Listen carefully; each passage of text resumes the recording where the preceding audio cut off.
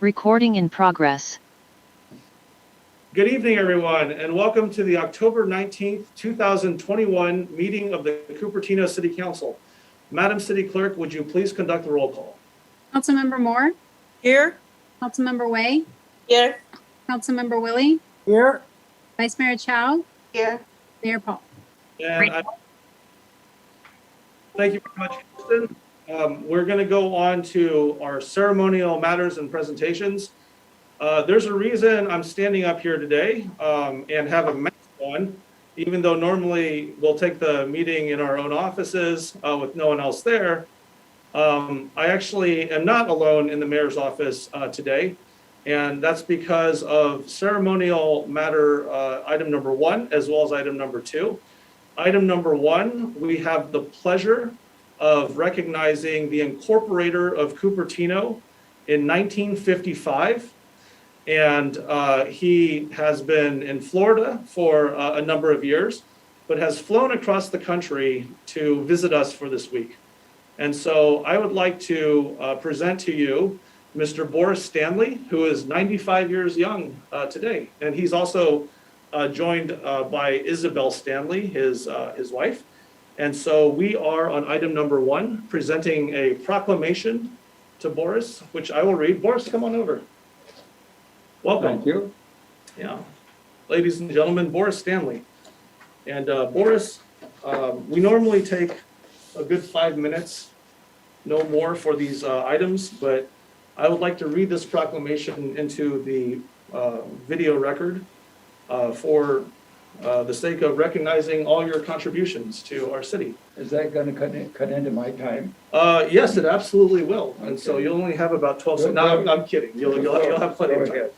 The proclamation. Whereas the city of Cupertino officially became Santa Clara County's 13th city after voters approved the incorporation in 1955. Whereas one of the individuals who played a key role in the city's incorporation was Boris Stanley, an attorney in the area that became the city of Cupertino. Whereas in 1953, Stanley opened a private legal practice at the corner of Stevens Creek Boulevard and what is now De Anza Boulevard, providing legal counsel to many of Cupertino's families in the area's emerging business community. Whereas Boris Stanley, now 95 years old, implemented the formal beginning of the city of Cupertino by preparing and filing the incorporation papers for our city. And more recently, Stanley has donated historical records related to the early days of the city. Whereas Boris Stanley donated his original documentation and other materials concerning the city's incorporation, as well as establishment of the Chamber of Commerce, which he also helped to form, to the Historical Society. And whereas Boris Stanley is well-deserving of official recognition for his essential role in the city of Cupertino's formal beginnings and in helping to preserve and provide records of that time for future benefit. Therefore, I, Mayor Darcy Paul, and the Cupertino City Council do hereby proclaim today, October 19th, 2021, as Boris Stanley Day in the city of Cupertino. And we thank him for his essential contributions during that period of time to the formal beginnings of our fair city. In witness thereof, I have hereunto set my hand and caused the seal of the city of Cupertino to be affixed this Tuesday, October 19, 2021. And Boris, here is your proclamation. And thank you for everything that you contributed and did for the city of Cupertino in its early beginnings. I suppose one can do no more for another person or entity than cause it to become in existence. So thank you very much. Well, thank you. And that's so laudatory, I think I could sit down and rest my case. Oh, but there's more. We There's more. actually have created a plaque for you, Boris. And unfortunately, we can't get all those words into a plaque. But let me let you at home know what that plaque says. It says, the city of Cupertino, Boris Stanley Day on October 19, 2021. With much gratitude for your role as, quote, midwife, end quote, which is your description, in the incorporation of the city of Cupertino in 1955 from the city of Cupertino. So thank you, Boris. You're welcome. Would you like to speak your piece, say your few words? First of all, I want to thank the council and you for your guidance in this situation. And I'd like to put my thoughts as to the function of a proclamation so my head doesn't get too big. Oh, sure. When the city of Cupertino election was over, there was a tendency by everybody to give short names to situations. And one of those that cropped up was what you just mentioned as my being the midwife of Cupertino. And actually, they added oftentimes a legal midwife of Cupertino. And it turned to be prophetic because the object of a midwife is to make the delivery, get the birth, and normally not much credit after it's over, and oftentimes forgotten. That similarly happened here in the corporation. For a natural person, the gestation period is 9 months. For somebody like this corporation event, it was 2 years. But like any parent knows, that's just the beginning. And it's not, somebody else has to do the heavy lifting in producing an adult child into a mature, grown individual. That happened here. Now we're 55 years later, and we have a city council with its predecessors who did some of the heavy lifting. The proclamation process, to me, when you consider that you're acknowledging someone who is an individual, not much leverage, and a city council that is the head of and governance of 60,000 people in Cupertino, it's a disproportionate thing. But actually, it is not. When you have a proclamation of an individual or even a single entity, what you're doing really is one of the principles of democracy. That is, that the small guy has a chance to make a difference. And I think that happened here. And I happened to be incidentally there at the right time, perhaps at the right situation. And I see that the result of this is a great city. You took us on a tour. I can't believe what's happened. And we end up with something that is a fairly sophisticated city, but still humble and not cloying. And the result, I think, is that we're demonstrating democracy at work. And I'd like to think that every time there's a proclamation, that the council or whoever is the governance body realizes that they are functioning in one of the great principles of democracy, and that is the little guy can be heard. So as a consequence of what you guys have done for me in this proclamation, I have a lot of gratitude. And especially since I was prominent before election day into oblivion the day after. And I was, with your permission, have somebody else to add. I want to thank the council again. I want to thank you and your guidance in this. But I'd asked whether or not we could have a minute or so if somebody had a question of me that they'd like to answer, whether it's personal or just inquisitive or Sure. Or even if they have some disagreement as to what I've said or what we've done. So if there's anyone on the council that has a question, I'd like to hear it. Okay, I see Councilmember Willie has his hand raised. Councilmember Willie, do you have a question of Mr. Stanley? Yeah, Boris, so happy to get to meet you. Well, we're elected by the residents to represent them. It's a real challenge. I'm finding a real challenge to interact with, a community of 60,000 residents. What ideas do you have to help us connect with 60,000 little guys so that we really do know what they want, for their community? Thank you. Well, that's why I'm glad you're the city councilman. That's a heck of a question. Pretty all-inclusive. I suppose that's one reason you were elected, because you seem to have the talent, John, of deciding things, having situations come before you that you have to pass on. What the mechanics are of making those decisions they're mostly instinctive, also a product of your experience. Also, the objectives that you think might be accomplished by what you face. All the things that are required when there's leadership involved. I don't know if that answers it. No, it's a great answer. Thank you so much. Great. Thank you so much. And Isabel, would you like to come up and say hi to everyone before we go John, on did to the you next get my item? message about seeing the park, Apple Park? Yes, when we talk, yes. I haven't had a chance yet, but yes. Thank you so much. Talk to you about it later. You want her to step forward? Oh, absolutely. Isabel, come on over. And Well, I want to say hello, and of course, doing this proclamation for my husband has made him very, very happy. And we thank you for that. And we came all the way. I don't know how many miles it is. I'll ask the pilots that brought us from Florida to be here tonight for this. But we came a long way, and we're happy we did.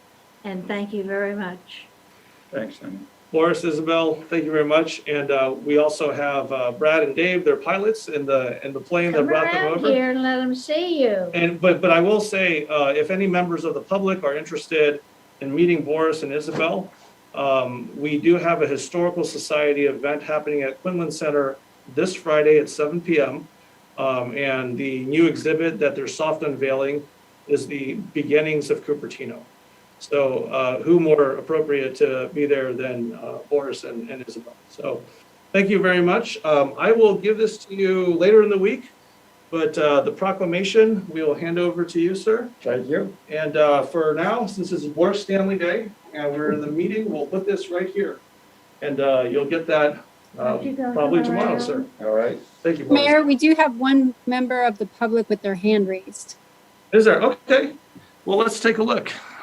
See how I see that Jennifer Griffin has her hand raised. And so let's go ahead and give Jennifer some time to speak. Jennifer, welcome. Did you want to speak to this item?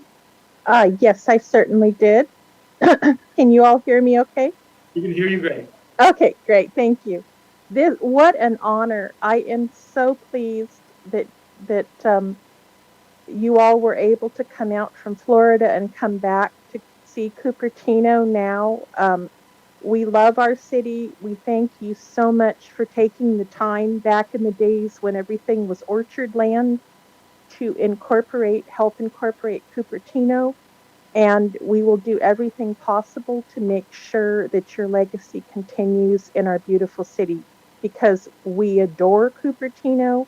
We know its lovely history, and we are so proud of the city that it's become. And it's people like you that have you and your lovely wife that have taken the time to make sure that the foundations of this city are as strong and wonderful as it is now. Thank you so much. What a delight, and have a wonderful time here in Cupertino. Thank you so much. Thank you, We Jennifer. will. Okay, well, folks. May I Boris, say just one thing? yes, absolutely. Thank you for your gracious remarks. There's a emotional part of this to me because I had a disappointment way back 66 years ago, and a little sadness that from the efforts of me and others, of course, but in this particular case, we're talking about Boris Stanley on Proclamation Day. And it's so great that somehow this was resurrected, and I appreciate it so much. Hey, everyone, let's give a hand for Boris. I'd like you to see the guys that brought us here. Please come back here. Okay, guys, come And on. say hello to the city we- council. We must Cupertino. introduce you to Brad and Dave, our esteemed pilots who brought Isabel and Boris here all the way across the country.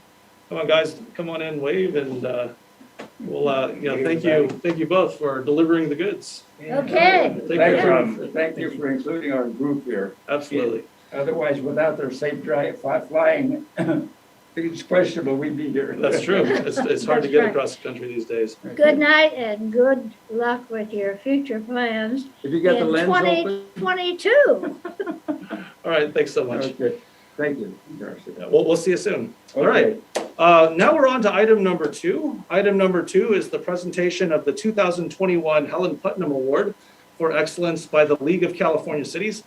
It is equally an honor to be able to announce that the city of Cupertino has won an extremely prestigious award statewide. And here to present it, we have our Peninsula Division Director for the League of California Cities. Welcome. Thank you so much. What a treat to be here and to follow that really motivating and adorable, but at 95, if that's a sign of what city government can do for your cognition and your passion, I'm sticking with city government. That's a fabulous testament to those guys. So I'm pleased to be here, really am. So the Helen Putnam Award it's just a lovely thing. It's in line with what I think is happening tonight, which is celebrating some of the milestones that your city has accomplished. In particular, I want to make sure that I recognize council members. Mayor, I saw you in Sacramento at the League of California Cities event this year. I saw Council Member Moore, Ling, you were there as well. And of course, Councilmember Wei, who is now part of Peninsula Division Executive Committee, meaning time and meetings and more taxing on her already tight schedule.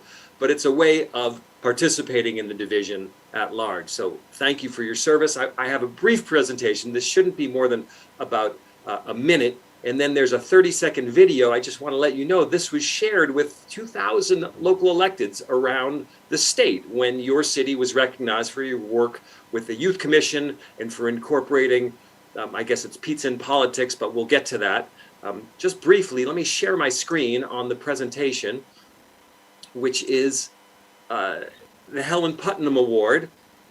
This is this program that our officers and the league do for cities around the state to continue to recognize best practices and to improve the systems we engage our cities with. These are the current members of the Peninsula Division, and I'm thrilled we have Councilmember Wei on our division this year. There was others that are playing roles, active roles. Councilmember Moore, I know you're on a pretty serious council task force right now, and others are contributing in other ways and policy committees, but the work is really never done. But let's get to the fun part, which is this recognition of the Ruth Vreeland Award. I'm going to play a short video here, and it really is only 30 seconds, but it's really fun, and it was shared with the entire League of California Cities at annual conference this year. So if the technology works and the screen share works, we should be in business. Let's see, screen share. And there's the Cupertino. Let's see how this goes.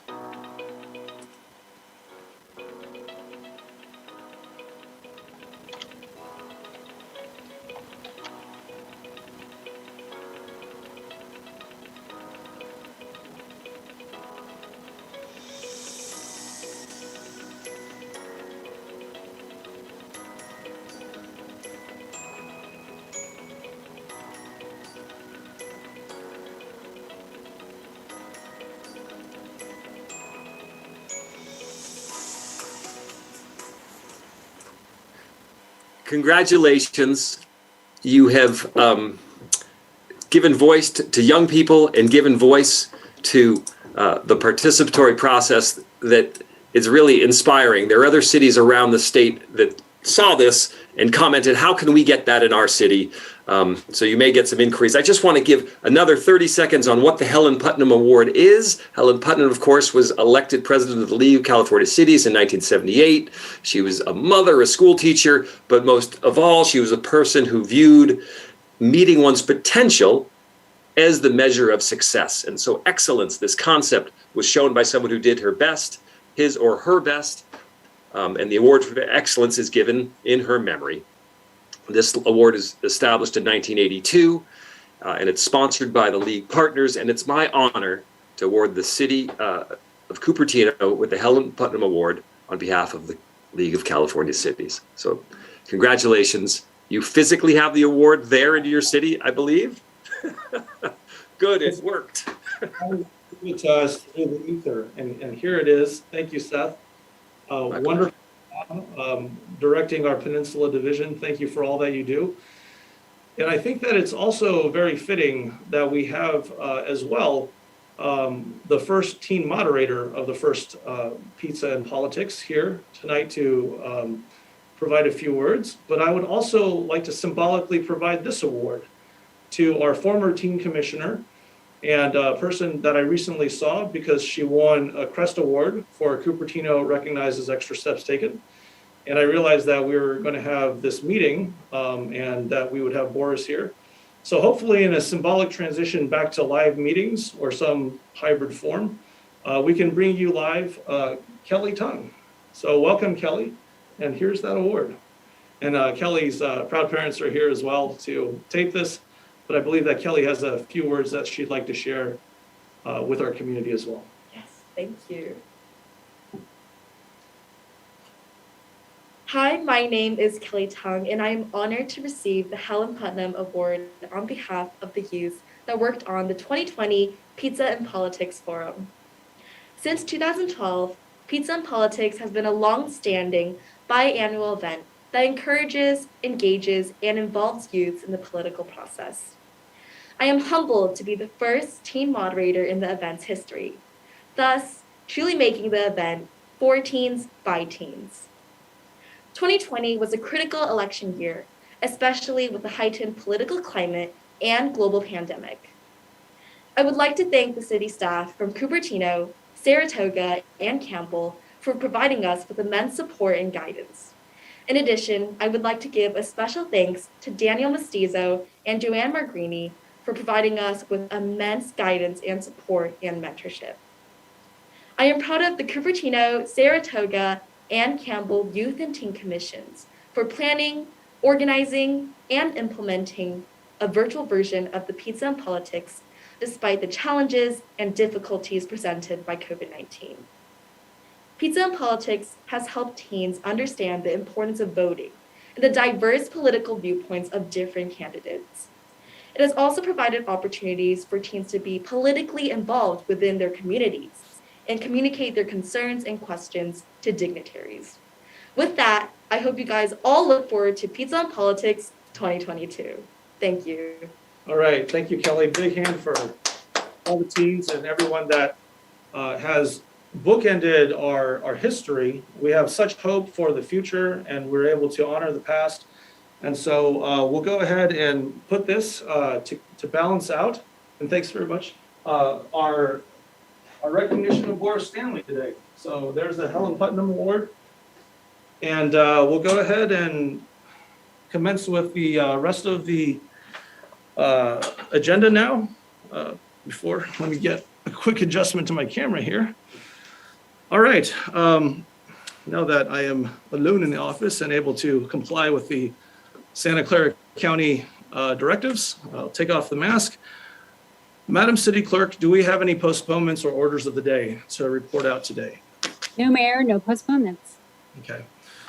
Any orders of the day from our council?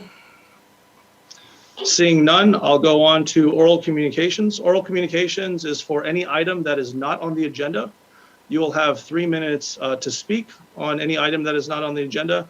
The practice that I've implemented this year is that you'll have until the first person concludes speaking to raise your hand. Right now, I have 2 hands raised from the public, one from Jennifer Griffin and one from Lisa Warren. Welcome, Jennifer. Welcome back, Jennifer. Thank you so much. I didn't get that. Could you try again? Oh, hello? I'm sorry, Siri decided to talk to me on my computer, but please, Jennifer, Can you hear me? feel free to Can come. you all hear me? I'm sorry, video, if we can reset the 3 minutes for Jennifer. Can you guys hear me? We can hear you. Welcome. Okay, and that was Siri. All right, welcome, Siri. Yes, hi, this is Jennifer Griffin. I am just so inspired to see one of the gentlemen and his wife who were here at the founding of Cupertino and with the Putnam Award. What inspiration for our youth, our future. I will say again, I am so convinced that the cities in California are so vitally important to the state. Cities were here before California became a state in 1850. They were here with there were cities that were here that were from the original inhabitants of the state many, many thousands of years ago.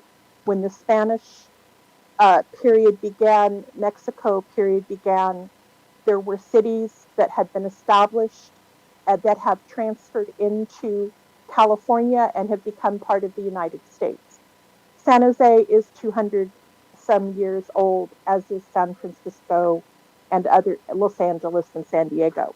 Therefore, in this last political year, which has been so traumatic, upheaval, the bills SB 9 and SB 10, which to me are an intent to make cities not be as important, I consider it all the more that we go back to the foundations of our historical roots in California and look to our cities to provide the leadership that we need at this point in time. Because truly, from the Spanish background, the Native American background, the historic transition from Spain to Mexico to California to the United States, that we remember that the neighborhoods sprang up around the presidios, the missions, etc. If you look at the history of San Jose, and the cities cannot be, what do you call that? The new term where you're trying to stamp them out. It is, that's not possible. And I am so concerned that our leadership in Sacramento and even in Washington, D.C., that there is a cancel culture for our cities. And I am more adamant too with the founders of our city that we make sure that Cupertino is still here and a strong and vital force 200 years from now. And I commit the rest of my life to doing that. Thank you so much. Thank you, Jennifer.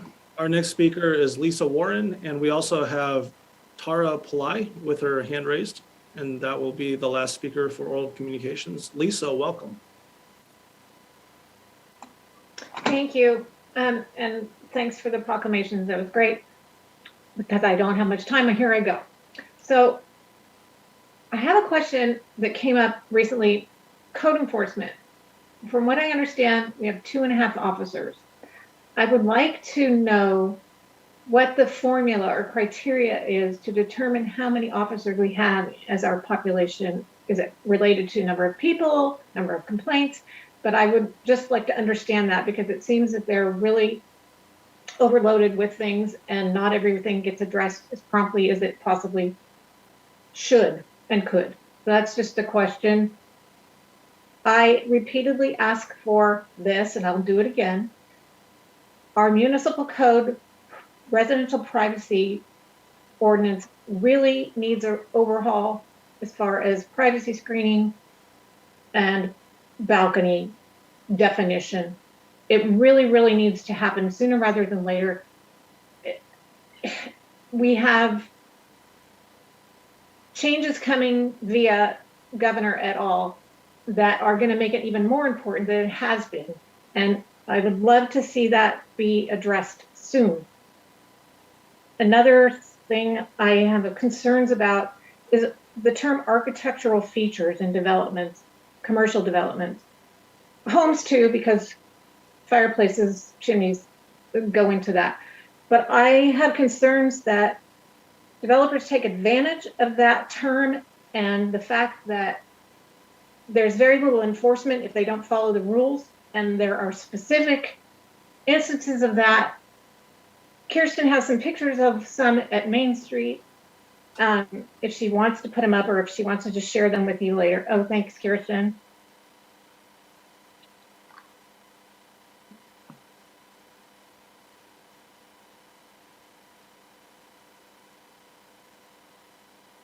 They're not the greatest pictures, I'll tell you now. But it's hard to take them. They're still going to illustrate my point.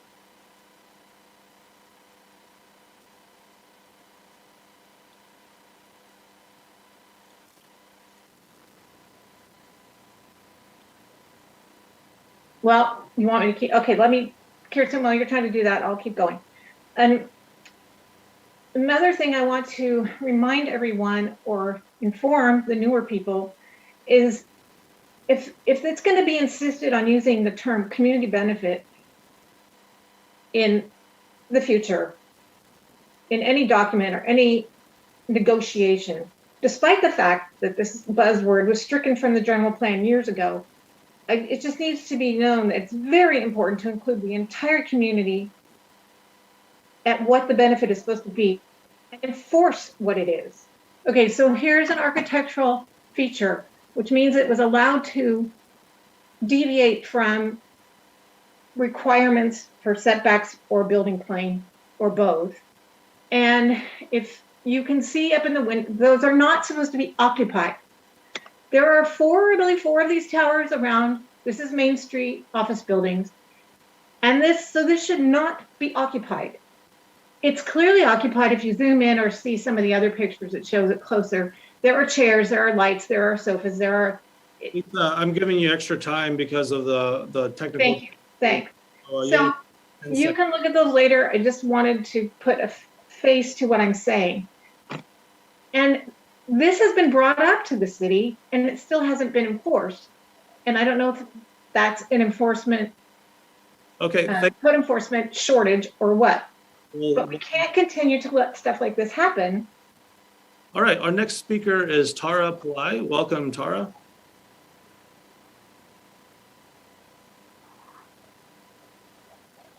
Tara, if you're speaking, we can't, you'll need to unmute yourself. Hello, can you guys hear me? Yes, we can. Welcome. Okay, I sent in some slides to be shared during my presentation. Okay, perfect. So hi everyone, my name is Tara and I'm part of the Menstrual Equality Committee. So next slide, please. Thank you. So just a little bit about us. We're a group of 6 seniors who currently attend Cupertino High School. And for our AP government class, we wanted to identify a problem in our community to work on. Something that we've noticed is that our school currently provides free pads, which is a project initiated by a student and currently continued through the school budget. Because this is currently a Cupertino High School specific program, we, as well as another committee, want to expand this program. Our mission is to advocate for free menstrual products and reduce the stigma surrounding periods.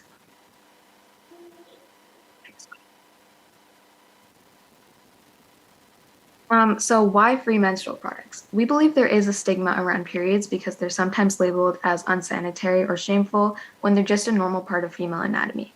Menstrual products are also become extremely costly as they are a necessary monthly expenditure.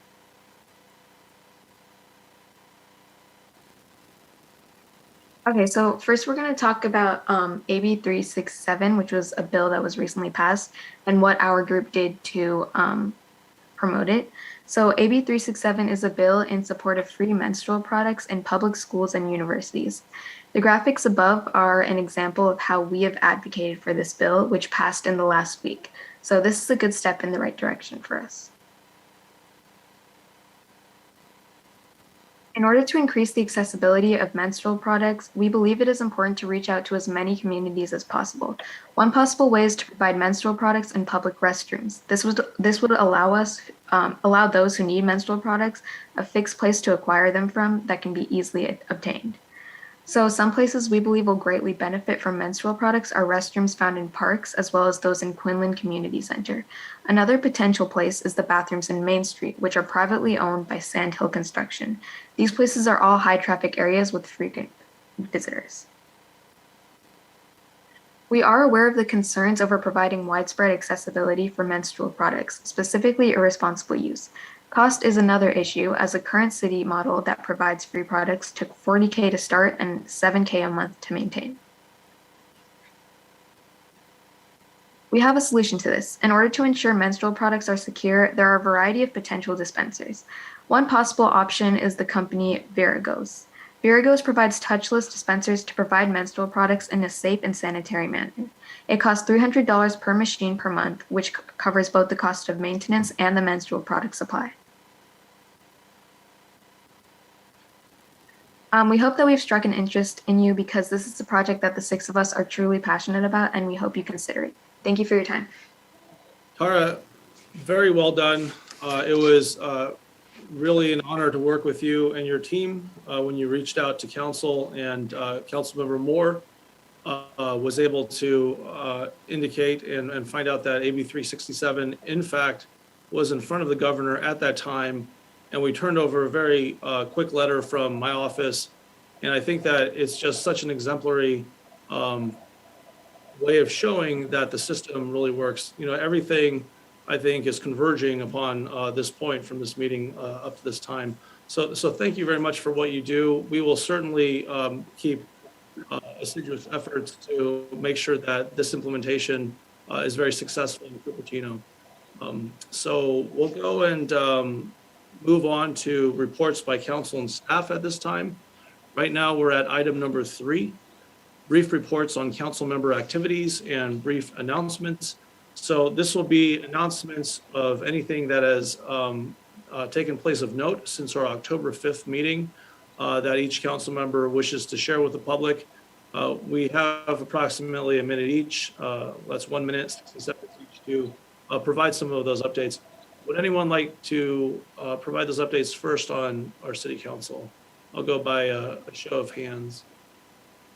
I don't see any hands up, so I'll go ahead and call Councilmember Way, who has her hand up, followed by Vice Mayor Chow, Councilmember, and then Councilmember Moore. Okay, thank you, Mayor Paul. So I attended the October 7th Assembly Evan Lowe's meeting. I think a couple of us, a few of us were there too. And also, like Seth mentioned, I am on the Cal City's Peninsula Division Executive Committee Board. So we had a meeting and we talked about how do we educate housing options to our residents. So we're gonna have a retreat for that. And then we all attended the Crest Award, which, you know, a couple of mentioned here, and it's really a wonderful way to recognize citizens. And the Rolling Hills 4-H Club, I think Councilmember Moore and Councilmember Willie, and we attended, and they're really a bunch of really great kids and parents that's in our community.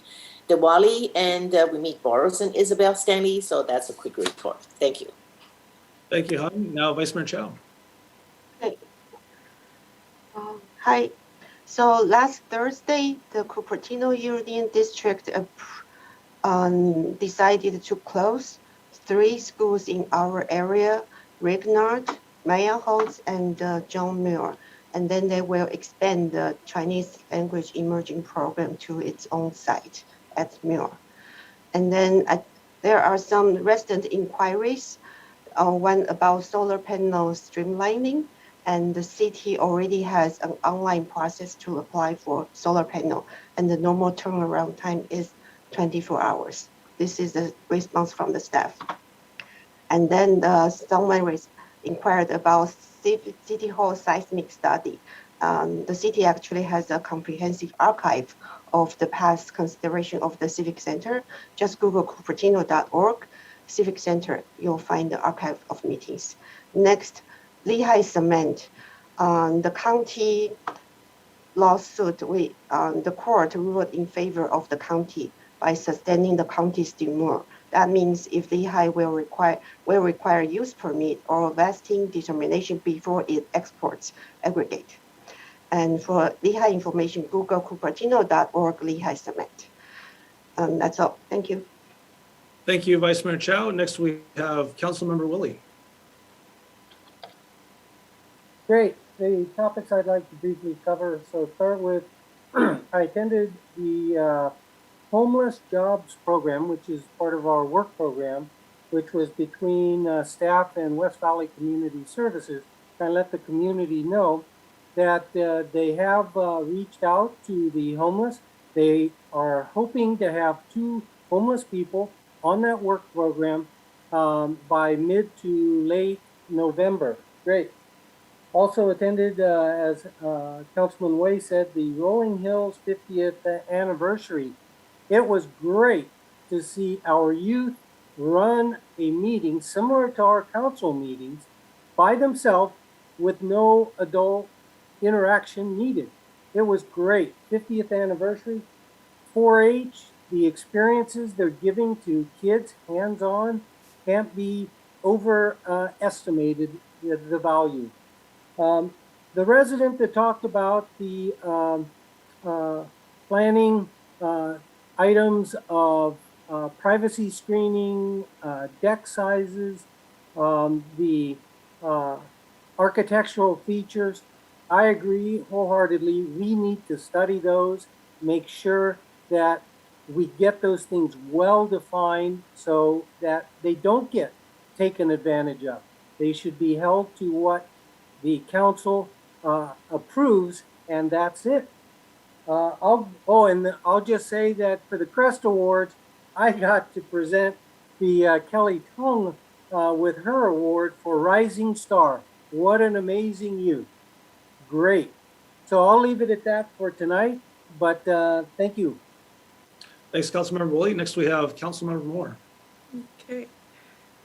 Right, thank you. So on October 7th, I did attend the Employee Service Awards, and that was along with Councilmember Willie. And then right after, the lunch with Assemblymember Evan Lowe. I do want to mention that on our city website, we do have a great dashboard that staff put together for the work program.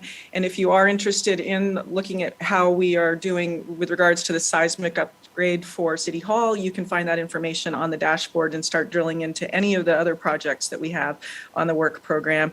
There was something mentioned by Seth Miller from the Peninsula Division. I have been accepted to the California Cities ACA 7 subcommittee from the Environmental Quality Policy Committee. And what we're going to be doing is making a recommendation to the League of California Cities regarding ACA 7. And on October 14th, I attended the VTA ribbon cutting ceremony in Gilroy for the Rapid 568 line, which will be a supplemental route substituting for, or in addition to, a route that has over 90 stops between Gilroy and Diridon. So this should be really helpful for people in that area to get up to the San Jose area. And let's see, I also attended the Crest Awards, the 4-H 50th anniversary, which wonderful events, and also the Diwali festival put on by the Chamber on the 16th. Thank you. Great, thank you, Councilmember Moore. So as you can all see, that we've had a very full docket between the last meeting and now. In fact, there were a couple of days where we were overlapping, and it was really nice to see some council members go to one event and another council member go to other events. So what I'll add to that is I did have a library joint powers authority meeting where I represent Cupertino on the district that manages our library system, and I'm on the finance committee there. The finances for the library system, similar to our city, they're looking very good for the most part. And I would say that one notable item to report is that they are allocating essentially a full-time equivalent for support services, kind of similar to what Councilmember Woolley was talking about in his really excellent idea to try to get some jobs that are available for the unhoused population through Cupertino's efforts. And so we are also looking on the JPA Board of Library of trying to outreach to the population that might need some social services in the libraries. And so right now, this is essentially going to be divided theoretically between Milpitas and Gilroy. But if we see in other branches the needs, just know that the mechanism is there. And so in Cupertino, feel free to reach out to me. I can go ahead and represent to the Joint Powers Authority Board and administration that there may be some bandwidth of that particular full-time equivalent needed. But so far, it does look like Milpitas and Gilroy are the primary cities that will be partaking of that. Also, I did attend a number of Double 10 ceremony events that were hosted by Taipei Economic and Cultural Office, as well as by the county. Thanks to Otto Lee, our supervisor in Santa Clara County. Of course, we're represented by Joe Simidian, but also to Dave Cortese, who's our senator now, who was very pivotal in making sure for a number of years that ceremony could take place at county. I'd also like to report that we've been going over a number of events for Mr. Stanley over the course of this week. And again, we have the Historical Society soft opening of the exhibit. Everyone's welcome. That'll be 7 p.m. This Friday evening. And so outside of that, I did have one more item that I wanted to describe, but I'm kind of blanking on it right now and hoping that if I talk long enough, I'll actually remember it. But unfortunately, that's not happening. So let's go on to item number 4, which is our report on committee assignments. And so item number 4 is for committee assignments that we have assigned as part of our annual assignment in the late part of the year. The council represents various interests throughout the county and the region on various boards. And so those are our committee assignments. Would anyone like to go first? I see Vice Mayor Chow has her hand raised. Hi. So on the 8th of October, we had the Legislative Review Committee meeting. The lobbyists gave us an overview of the bills the governor signed or passed. 2,700 bills proposed, 1,100 bills passed. At that time, the governor have not finished signing all the bills. There were 40-some housing bills, and he signed most of them. And there was one small cell bill that he vetoed, referring to he respect local control of local government on that issue, but not on housing issue. And so, and then also that he signed a bill that would require vaccination of all eligible K-12 students when it's available. And it will be effective July 2022, so not immediately.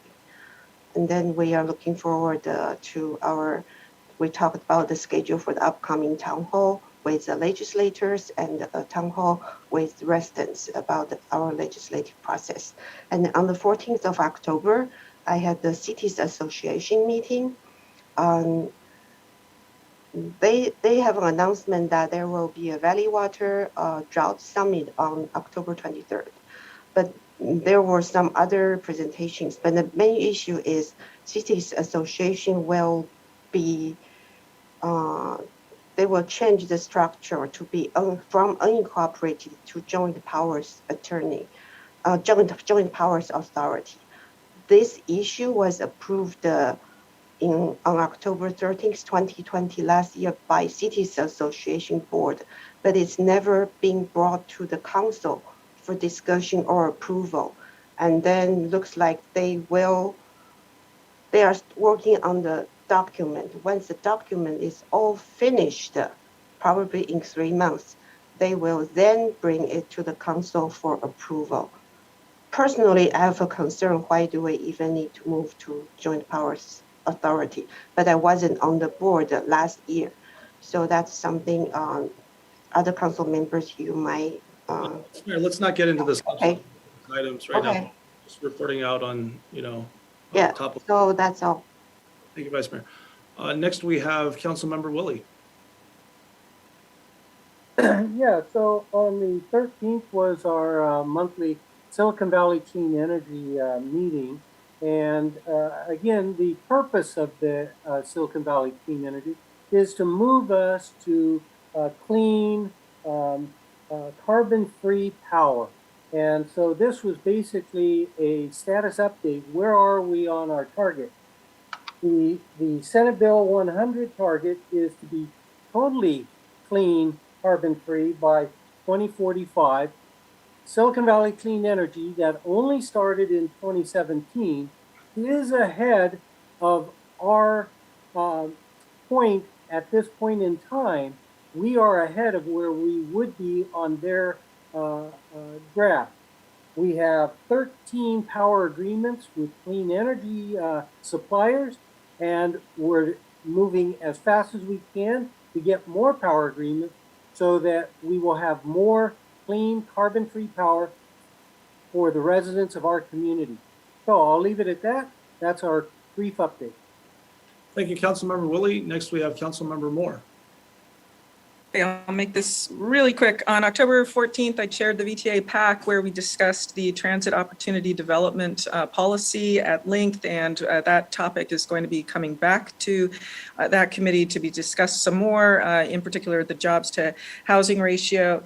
I'm also on the Legislative Review Committee. I just want to mention that SB 792 was vetoed. That's something significant with regards to sales tax here locally. And if you want to know how all the bills that we were tracking have performed, just take a peek at the Legislative Review Committee webpage. And there's a terrific table that staff has provided there. Thank you. Great, thank you very much. I actually inadvertently reported out on my JPA Library Committee assignment, and so I'll just keep it at that. So we'll go ahead and move on to item number 5. That is a city manager update. And that started out as a COVID update, but now it's more of a generalized update from the city manager regarding not just emergency response efforts, but also other business. Mr. Larson, take it away. Yes. Thank you, Mr. Mayor and members of the council. I'll try to keep this brief as you have done.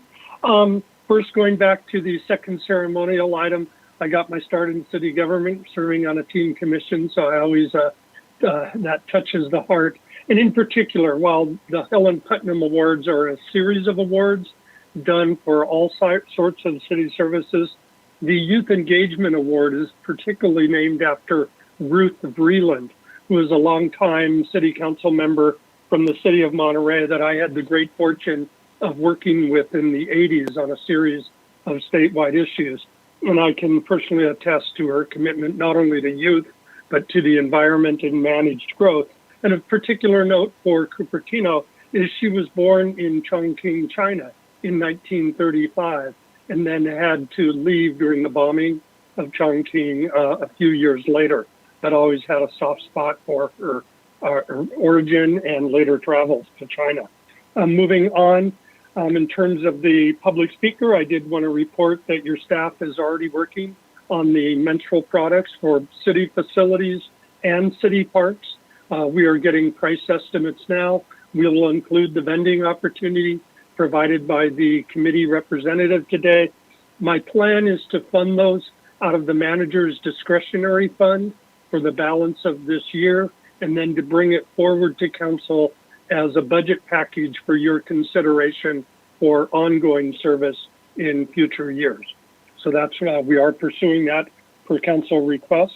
Also, I've been asked to report every council meeting on items on the council work program. And so I did want to report that one item on your work program for this year, it was a lower priority, but staff has achieved it nonetheless, was the Dogs Off Leash program at Jollymon Park.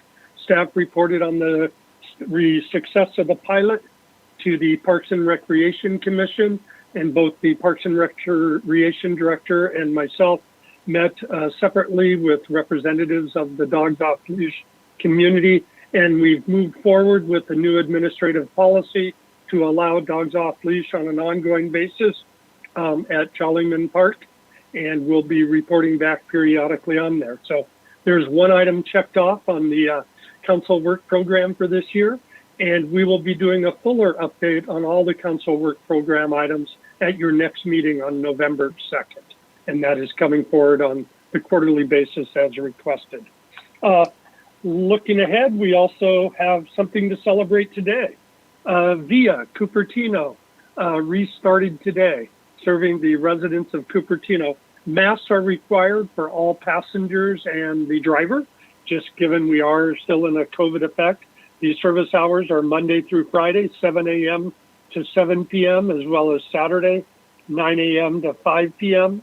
The fee fares are $4 per trip, but there are discounted fares available for weekly, monthly, and other needs. You can get more information both on the city's website, and it will be the cover story of the November scene going out in just a couple weeks. So I'll look forward to that. Parks and Recreation has a couple great events I had to announce tonight, Mayor, if you'll spare another moment, which is we have Halloween is before us. And of course, we've announced previously the programs doing for the youth of our community. But we also have a pumpkin decorating contest for seniors. You can sign up as individuals, or it can be grandparents and their grandkids. And this is an inaugural program that we're doing for the first time. And you can carve your pumpkins, decorate your pumpkins, draw or paint on your pumpkins. All you have to do is submit your entries by Halloween Day. And I think that's an exciting way to cross our community boundaries and to involve youth, grandparents, and grandkids together. You can find information on our website or register at regforrec.org, which is our online portal. I did want to mention one other item that has a deadline of Halloween, October 31st at 5 p.m., and that's to apply to be Cupertino's 22 Poet Laureate. And so that's the annual advocate for poetry for the city of Cupertino, and the application deadline again is Halloween to make it easy to remember. As for COVID, the final part of my report, it's generally good news, so I'll keep this brief. While the Bay Area has adopted indoor or standards for reducing the mandates for indoor mask wearing, it does not appear that Santa Clara County will be eligible for any relaxation of indoor mask wearing for at least several weeks. So we continue under that health officer mandate.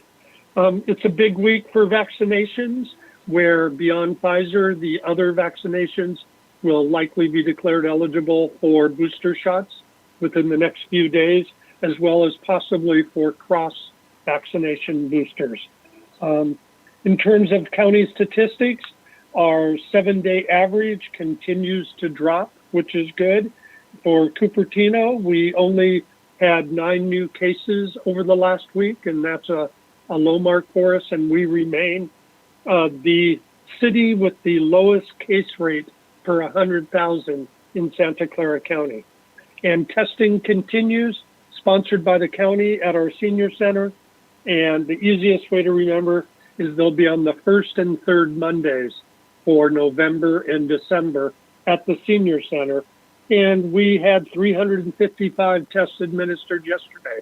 So it's clearly a service our community is availing itself of. Mayor, thank you for the extra couple minutes. That concludes your staff's report tonight. Absolutely. Thank you, Mr. City Manager. Very excellent information all around. Vice Mayor Chow, I see that you have your hand up. Yeah. Greg, could you give a little update on code enforcement? Since one public comment mentioned asked about staffing ratio. Absolutely. I almost proactively did that, but I was worried I was going on too long. I am doing a review of code enforcement, working with your other city staff. We've already relocated our 2 code enforcement officers from the sheriff's office back to City Hall, just so there's a better coordination and communication of code enforcement needs throughout our community. And we're now reviewing a number of practices that I've seen other cities use to free up bandwidth for increased code enforcement. Like almost every city in California, since Prop 13, we only do complaint-based code enforcement. We don't do proactive code enforcement because code enforcement staffing was cut precipitously as a discretionary expense for cities after Prop 13 passed. My assessment is Cupertino is relatively well-staffed because we have 2.5 code enforcement officers, including weekend coverage, plus we have a separate zoning code enforcement officer. So we're relatively well-staffed compared to other cities that I've managed and worked with in Northern California. So what I'm really focusing on is some of our systems. What can we do to make the work throughput even stronger and better? And one of those that we hope to bring back to you within November is our first quarterly code enforcement data report, where we're reporting to you on a quarterly basis the types of complaints we get and how we resolve them on a quarterly basis. We're also looking at some of the larger, more intractable problems that have persisted for years, and how can we take more assertive actions to make sure we don't have longstanding problematic properties that are negatively impacting their surrounding neighbors. So this is a comprehensive review that I hope to bring a report on to you before the end of my tenure as your interim city manager. Okay, great. Thank you very much. Can I ask? So for Lisa, who was concerned about certain potential violation that she spots, she should have contacted she should maybe use Cupertino 311 to file a complaint. And we always love it when people use 311 because it gets right into our workflow. Yeah. It doesn't take a supervisor assigning it, it just happens. So the policy is we don't proactively look for it, but if citizens complain, we will examine and then take action. Thank you. That is our current practice, correct. Councilmember Moore. I was just wondering if 311 allows for anonymous reporting, or must you provide a name? Because some people might not want to use that if they need to provide their name, email address, and phone number if the city has all of that. Because when you go to code enforcement, you have that anonymity in reporting. You know, I cannot answer that. I'll rather report, well, actually, I just got the answer. Yes, anonymous is okay. The beauty of technology. So you can report anonymously. Of course, we can't do any follow-up with the person who files anonymously, but for many of the cases, we also can't do follow-up as well if there are privacy considerations involved. Okay, thank you. Okay, thank you very much. And hopefully we're enforcing evenly across the board with regard to our various demographics. Let's go to the consent calendar, items 6 through 14. Would anyone like to pull any items on our consent calendar? Councilmember Moore? Okay, Mayor Paul, I'm not sure that I necessarily want to pull the items, but under item 10, there is an HDL payment of $12,000, and under item 13, there's an HDL payment of $23,000. I would like to have an explanation of those, but I, in the interest of time, I'm not really wanting to pull them. So if there's some way that I can work around that, I will. So we'll go ahead. Simple answer. I'm sorry, did you want to speak, Mr. City Manager? It's a quick response. Okay, I would prefer that we pull the item if we're going to speak to the item. So if that's something that. Okay, then I recommend then we pull items 10 and 13. We'll get the quick answer that way. Thank you. Okay, it won't take too long to get those taken care of if it's just a quick answer. So can I have a motion for items 6 through 9, 11, 12, and 14? Councilmember Moore? So moved. And Councilmember Way? Second. Is there any care for discussion on these? Seeing no hands raised, Madam City Clerk, would you please vote us on items 6 through 9, 11, 12, and 14 of the consent calendar? Councilmember Moore? Aye. Councilmember Way? Aye. Councilmember Willie? Aye. Vice Mayor Chow? Aye. Mayor Paul? Aye. Motion carries unanimously. Okay, now we have items 10 and 13. Let's try to take those as a pair. Councilmember Moore, did you have similar questions of both 10 and 13? Or yeah, exactly. Just an explanation for why at this time we are making the 12,000 approximately payment for HDL, and then the 23,000 for HDL as well under item 13. Thank you, Councilmember Moore and members of council. Both of these HDL payments are for balances due under their existing contract. So they're not for expenditures beyond the existing contract.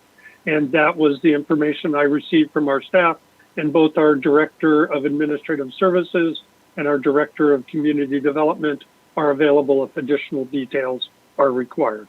But they're not the issue that was brought up to council last spring about amending the contract for greater expenses. That issue is going to your audit committee next Monday. Thank you. wait, is there a motion for items 10 and 13 on consent? Vice Mayor Chow? So moved. Is there a second? Councilmember Way? I'll second. And I don't see any other hands raised. Madam City Clerk, actually, Councilmember Moore just raised her hand. Did you want to say something further, Councilmember Moore? Well, just a little bit of a clarification. Because you asked for a motion, but I don't know what the substance of that motion actually was. The substance of the motion is to pass the consent calendar item as recommended. Thank you. In the consent calendar. So that's a commonly accepted convention for asking for the consent calendar item motion. Okay, so let's go ahead and conduct the vote, Madam City Clerk. Councilmember Moore, Aye. Councilmember Way, Aye. Councilmember Willie, Aye. Vice Mayor Chow, Aye. Mayor Paul. Aye. Motion carries unanimously. Thank you, Madam City Clerk. Now we're on to second reading of ordinances. Item number 15 is consideration of the second reading of ordinance number 21-2230, amending Cupertino Municipal Code sections 19.56.030, 19.56.030, 19.56.030F, and so forth. I believe we'll be reading this again through the city clerk as the second reading. Would anyone like to, on staff, present any information on this item? I'm happy to go on to our council to see if there are any questions with regard to second reading of this item before we do that. If there are none, then I would be happy to open it up to the public for any comments, given that this is second reading. All right, are there any members of the public that would like to speak on this item? This is item number 15. Jennifer Griffin, welcome. And just a reminder to everyone, Jennifer will have 3 minutes to speak. If you'd like to speak on the item, please raise your hand by the time Jennifer concludes speaking. Welcome, Jennifer. Thank you, Mayor Darcy. Mr. Paul. Yes, I've attended all the meetings about this extra density bonus, and I think we have done our due diligence to try to make sure that we work this through. My main goal with all of this is to make sure the city is protected in every way. I still feel that we have a hostile environment in Sacramento, and the cities right now are suffering the consequences of poor legislative planning at the Sacramento level by the rollout of the housing bills, et cetera, et cetera. I am firmly convinced the intent of any of the housing bills and essentially, quote, fiddling with density bonuses is to upzone every parcel of land in the state. That it appears to be the major intent of this. And now that I understand where they are coming from, I am all the more concerned that the city and cities across the state, because Sacramento is trying to do a cancel culture on the cities. And I don't think that that's appropriate because people live in cities. But I think that the density bonus situation that was taken along with this ordinance, the city has worked on it to its due diligence. We have to protect ourselves. Land that is upzoned is worth more money. I think that is the sole intent of this housing push from Sacramento. I believe the governor was not informed correctly, and that's why he signed all these bills. I'm sure hoping that's the case. But I do think that the city has taken its time to make sure that this ordinance has been worked out as carefully as it has. People will criticize the city, but I do not want cancel culture for Cupertino in this state. Thank you. Thank you. Seeing no other hands, I'll bring it back to council. Are there any comments at this point? Vice Mayor Chow has her hand raised. Vice Mayor Chow. Oh, I'm just ready to move. Let's go ahead and have the city clerk conduct the second reading of the ordinance at this time. Madam City Clerk. This is the second reading and enactment of ordinance number 21-2230, an ordinance of the City Council of the City of Cupertino, amending Cupertino Municipal Code sections 19.56.030A, table 19.56.030, 19.56.030F, table 19.56.040A, and adding section 19.56.080 density bonus ordinance to allow density bonuses and other incentives as provided by state law. Thank you, Madam City Clerk, and we'll take it back to Vice Mayor Chow for a motion on this. Okay, so I move that ordinance number 21-2230 be read by title only, and the city clerk's reading constitute the second reading thereof. Upon approval, I move that ordinance number 21-2230 be enacted. Very good. Is there a second to Vice Mayor Chow's omnibus motion, including enactment? We'll go by a hand. Councilmember Willie. Yeah, I second. Thank you, Councilmember Willie. And I don't see, Councilmember Willie, okay, your hand is now lowered. I don't see any further hands for discussion purposes. And so, Madam City Clerk, would you please conduct the roll call vote on this motion? Councilmember Moore? Aye. Councilmember Way? Aye. Councilmember Willie? Aye. Vice Mayor Chow? Aye. Mayor Paul? Aye. The motion carries unanimously. Thank you very much. Our next item is item number 16. That is also under second reading of ordinances. This is the consideration of the second reading of ordinance number 21-2231. This relates to organic waste disposal reduction, and the city clerk will read the various code sections, and so I won't read those. So let's go ahead and Mr. City Manager, you do have your hand raised. Do you want to speak to this item, or is it I just wanted to let you know there is no additional information since the first reading, so staff is available to answer questions. Okay, great. Thank you very much. I don't see any hands raised from council, and so I'll take it to the members of the public. Again, this is a second reading of an ordinance regarding a mandate for organic waste disposal reduction per state requirement. And so I don't see any members of the public with their hands raised. Madam City Clerk, would you please conduct the second reading of this ordinance on item 16?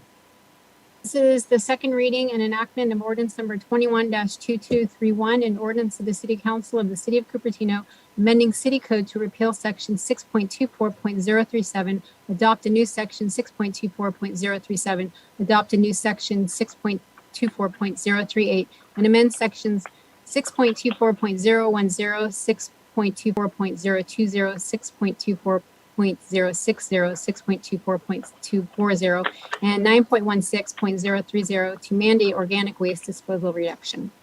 Thank you very much, Madam City Clerk. Is there a motion from council on this item? Oh, okay. Madam Vice Mayor? Okay, I'll try that again. And so I move that ordinance number 21-2231 be read by title only, and that the city clerk's reading constitute the second reading thereof. Upon approval, I move that ordinance number 21-2231 be enacted. Okay, would anyone like to second Vice Mayor Chow's motion to pass the second reading and enact? Councilmember Willie. Yes, I second. Very good. Let's see further hands for discussion on the second enactment of ordinance 2231. And so, Madam City Clerk, would you please conduct a roll call vote on this item? Councilmember Moore? Aye. Councilmember Way? Aye. Councilmember Willie? Aye. Vice Mayor Chow? Aye. Mayor Paul? Aye. Motion carries unanimously. Okay, very good. I think this is probably a good time to take a brief break. We're at the last item, I believe, on our enumerated agenda. This is when we start back up on the agenda, it'll be item number 17 under public hearings. It's approximately 8 o'clock, so let's just reconvene at 8:05. Thanks very much. We'll see you in a few minutes.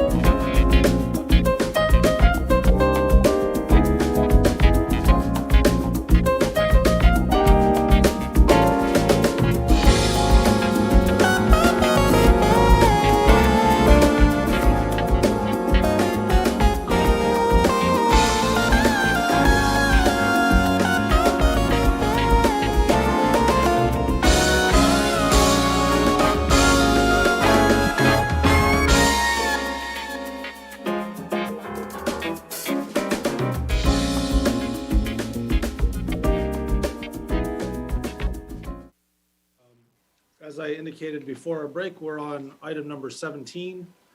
That is public hearings. And so the public hearing here is to consider adopting amendments to the Cupertino general plan to add clarity to various items that we colloquially refer to as objective factors. I believe that, Mr. City Manager, that our Director of Planning of Community Development has a presentation this evening on item 17. Is that correct? Okay. Yeah, yes, Mr. Mayor. Very good. Director Fu, welcome. Thank you, Mr. Mayor, Vice Mayor, and council members. Ben Fu, Director of Community Development. With me tonight is Pugh Ghosh, our Planning Manager. We also have some consultants with us as well. And thank you, Mr. Mayor, for the introduction of the item. This is a long time coming. Took us about a couple of years. There's a pretty big list of objective standards. We started this effort a couple of years ago looking at the code and ways to improve our general plan. The commission also and council invited members of public to inquire about just areas in general plan and zoning ordinance that could be further clarified. And we also have gone to Planning Commission last month in September, received some comments and endorsement from the Planning Commission. With that, we bring the list to you. It's a very extensive presentation, so I will let Pugh Ghosh go ahead and start the presentation, and bear with us. We'll be here for questions as well at the end of the presentation. So with that, I'll hand off to Pugh for the bulk of the presentation. Pugh. Good evening, City Council. I'm going to start by sharing my screen, and I hope this works.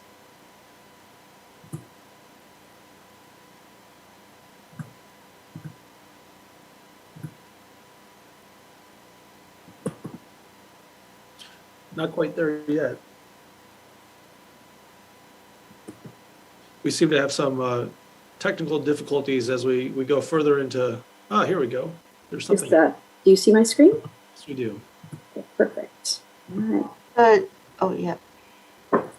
Good evening, Council. I'm sorry, I'm going to apologize in advance for a fairly long presentation, only because it's such a meaty topic, and I'm sure there will be a lot of questions about it as well. So I will stop in the middle after I go through what would be general plan amendments that are proposed. Following that, I'll continue at the Council's pleasure to present some municipal code amendments that are also being proposed as environmental protection standards. These general plan amendments are generally to clarify existing language in Chapter 3 in 3 areas, in Figure LU2, in Policy LU 1.1, and in Goal LU-13, and also in Chapter 6, in just a minor edit in Chapter 6 to add emphasis to one of the strategies. Additionally, as I mentioned, there are amendments to the Municipal Code about some environmental regulations to adopt standard environmental protection requirements for construction, subdivision, development, and other similar and related activities. As background, there have been certain changes in state law that require that housing developments would comply to objective standards only in some cases in the city's general plan and zoning. And in fiscal year 1920, a work program item was added to update the general plan and zoning to include objective standards as deemed required. In that process, the city attorney's office identified some pressing items that needed to be updated, including some prior updates to the parkland dedication ordinance and the plan development zones chapters. Those were completed at the end of 2019. Following that, in 2020, there were some additional updates that were identified. I'm sorry, not in 2020. Still in 2019, some additional updates were identified. And at the same time, the Planning Commission and the City Council invited the public to suggest areas that could be clarified further. There were quite a number of large items that were collected, and these items were presented in September 2019 to the City Council. At that time, the City Council authorized the staff to commence on certain items identified by staff and the City Attorney to prepare those amendments. And additionally, on October 1st, 2019, the City Council delegated the task of prioritizing the bulk of the items to the City Manager and the City Attorney's Office in conjunction with Planning Department staff. It should also be noted as background information that SB 330 was also enacted in September 2019. which essentially stated that there could be no reduction in the intensity of housing development on some properties without a corresponding or similar increase in intensity elsewhere in the city. I just wanted to give that background to give context on how these items were prioritized. All of the items were then prioritized. As I mentioned, there were quite a number of items. They were meaty topics. There was some research that was involved. And these were all prioritized by the end of 2020. It basically prioritized the items as being immediate completion items, which are being presented tonight for council to look at. There were current work program items that were already underway, one of which has already been completed related to the dark sky. There were some items that were already completed among the comments that were received, including updates to the parkland dedication ordinance and planned development zones. There were some that were identified as possible housing element update items. Those items will be presented to our consultant and EMC, and we'll be looking at that and evaluating in conjunction with our attorney staff to make sure whether we can make any of those updates. And there are possible future work program items that the council can prioritize at their pleasure. There are some items that are on hold based on the scope of work that was involved, or it was not recommended by the Planning Commission, or that the city manager and the city attorney's office felt should be considered with a future comprehensive general plan update and not necessarily as a project by itself. With that, I'm just going to jump into the general plan amendments that are being proposed. I would like to point out there are no changes to heights or densities that are allowed currently. So the edits on this page in this figure are only to clarify existing densities and existing heights. The edits are in two areas. One is to the footnotes, and then the other one is to the text boxes for the special areas or the gateways or nodes. Just going to zoom in on the footnotes. As previously mentioned, there has been some ongoing concern about architectural features and how they encroach into the slope lines that are required. And so there was language added to clarify that architectural features, that only architectural features that do not include the usable area, that do not include usable areas may encroach into the slope line. Additionally, there were other clarifications made where, just to make sure that there are cross-references, because we do have land use plans or conceptual zoning plans or other guidelines that we've adopted already for setbacks and heights adjacent to residential areas. So we wanted to make sure that there would be no conflict between the general plan and an adopted plan. So we wanted to reference those plans in this language, which we have done with the second edit there. Finally, the last edit is another repeat of that first edit that was made in the first bullet point there. With regard to the text boxes, again, there have been no changes really to the allowed densities or a reduction or an increase to the allowed densities. These are just simply clarifications in the language to make sure that the city's ongoing intent is clarified with regard to densities and heights. And so those were made specifically in these 6 text boxes that are colored, and then this one node box in blue, just to make sure that the language is as clear as can be for applicants and for the city. Additionally, there are 2 other edits in Chapter 3. One is in Policy LU-1.1. We realized that there was no reference in the text to Figure LU-2 with regard to densities, so we wanted to add a clarification about that. And then also we wanted to make sure that there were some nested policies in Goal LU-13. The intent was always to have goals LU-14 through LU-18 be nested policies to Goal LU-13. And so there was some clarifying language added to the general plan for that.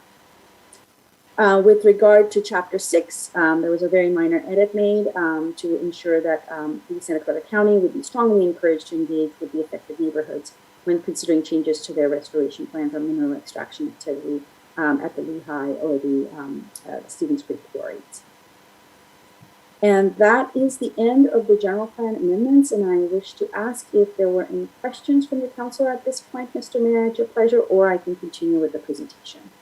Thank you, Pew. Would anyone like to check in? I do see 2 immediate hands, so thank you for that check-in. Councilmember Willie, followed by Councilmember Moore. Yeah, Hi, Hugh. Thank you very much for the presentation.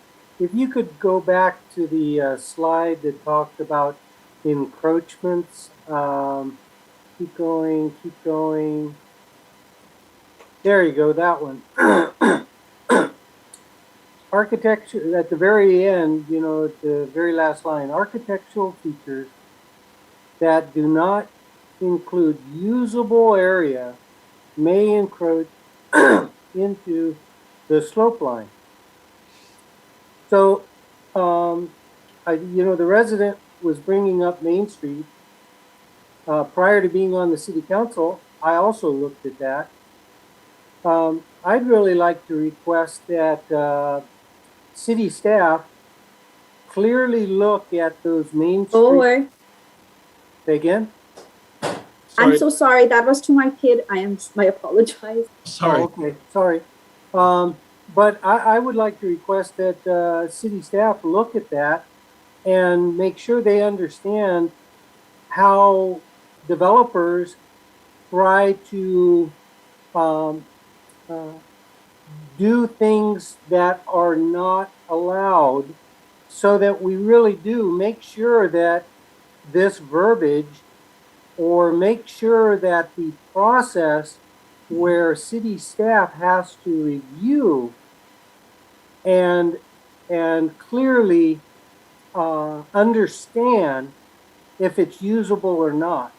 And so I'd like to request a post-mortem on those, so that we make sure we will not wind up with that situation happening again. I'll leave it at that, but that's my request. Thank you, Councilmember Woolley. And, you know, I'll just interject very briefly before we go to Councilmember Moore that, you know, I've experienced firsthand what you're talking about, because of course you brought this up to me a number of years ago, right? And have been pointing out over the course of time that, you know, you're just scratching your head wondering why, you know, certain areas that were supposed to be non-occupied ended up being actually occupied, you know, over time, and a number of other issues. And so, you know, I can bear attestation to the consistency of your concerns over the years. Next, we have Councilmember Moore. Okay, thank you, Mayor Paul. And my question does pertain to this particular slide here. And it's really why are we inserting this line, architectural features that do not include usable area may encroach into the slope line, when it doesn't seem to be a very objective standard? It seems pretty subjective. You've got the word may. I don't know how much it may encroach, and it repeats twice, you know, at the bottom of this page. So I'm wondering what the thought is there, and I'm going to assume that as we get to deliberating about these issues, that this is something we can strike if we so choose. But anyway, I'm wondering what the thought is on that, and that's kind of my first question. Sure. With regard to architectural features, we do have a definition of architectural features in our municipal code. We also have a definition of usable area in our municipal code. We kind of relied on those to come up with practice language in particular.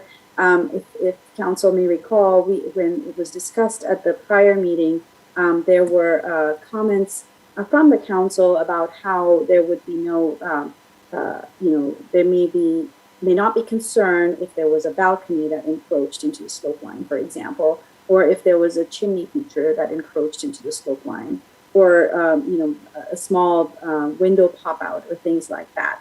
And so based on those comments, we kind of crafted this language to rely on the municipal code definitions to come up with this particular language. But it is entirely up to the council in terms of whether it wishes to include this language or strike it. Okay, thank you. And to the point of the Apple building with the it's actually a usable area, that would be in the slope setback area. To my that that is an anomaly. I do have to accept. I'm not sure how that happened, but in terms of whether that kind of feature would be allowed in the slope line, it would not, because that is definitely considered usable area. Okay. Now, going back to the old EIR from 2014, there were some heights which were studied in that report. Do those have any bearing on this general plan table with the heights here? No, as long as the general plan heights are lower than what was studied in the EIR, that should be fine. Okay, and could we actually be increasing a density in this table if we select to do that at this time? I'm wondering if we have a lower density than what we think we might need to have to accommodate our arena numbers. Could some of these actually be increased to accommodate that? And also the height, is that something we can do at this time? Can you give me an example, Councilmember Moore? I'm a little confused about the first part of your question about the density. Looking at South Day Inn's a special area with a maximum height of only 30 feet. Let's see, it looks like a density south of Highway 85, only 5 to 15 units per acre. And that number seems super low because SB9 is now taking, an 1/8 acre lot.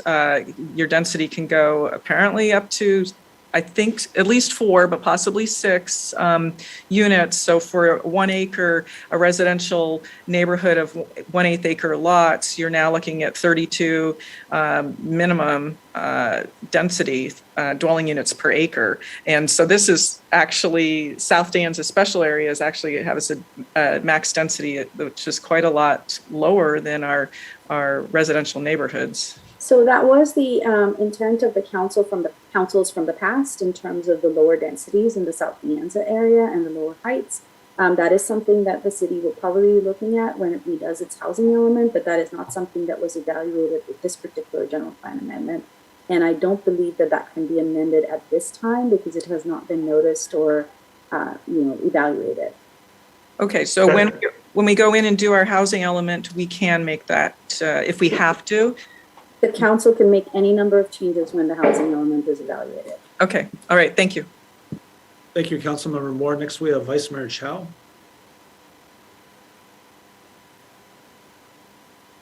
Vice Mayor, you'll need to unmute your microphone. Okay, yeah. So, this is on this same slide. Since we are trying to make objective standards for projects that could be streamlined without any discretionary approval, that means any architectural feature should not exceed slope line. If they would like any architectural feature to exceed slope line, the project should go through the discretionary approval process. That should be what we are doing here. And therefore, we should strike this and specifically point, we need to point out architectural features should be below the slope line, to be clear. Then that's clear in objective step. Maybe I think to be objective and clear, we should specify here architectural features should be below slope line. And architectural features above slope line require discretionary approval, something like that. Is that legally? Is that legal, Mr. City Attorney? So I think consistent with what Pew said earlier, it is up to council whether they want to clarify this provision to state that the architectural features are included or excluded from the slope line. Okay, good. And because this doesn't affect the density, right? And since especially if balcony is considered architectural feature, that's actually a usable area. So it gets fuzzy whether architectural feature, whether something is considered a feature or not. Therefore, it requires discretionary approval. And then the second is the third bullet also, that we say in the last sentence, in any adopted design guideline, this will be established under project review. But when there is no project review, then that means there is no standard. When Right. there is no discretionary review, Vice Mayor Chow? But this is where slope lines are not is not established. So we are saying when slope lines are not established in any of the plan, it will be established under project review. Can we say when slope lines are not established, the project require review? Or I mean, how do we, or maybe we should set a limit then. When slope line is not established, it needs to be 1-to-1, for example. So we need to set an objective standard. Otherwise, it could be 100-to-1. So we did actually do the evaluation, Vice Mayor Chow, in terms of where we do not have a slope line established. The only places we do not have a slope line established for residential development is at the Apple Infinite Loop campus that abuts the area that abuts, oh gosh, is it Randy Lane, I think? I think it is Randy Lane, behind the Apple Infinite Loop campus. And along Linnet Lane, which is a lane in Sunnyvale, and there are some Sunnyvale residents that are across Linnet Lane behind the Cupertino Village shopping center.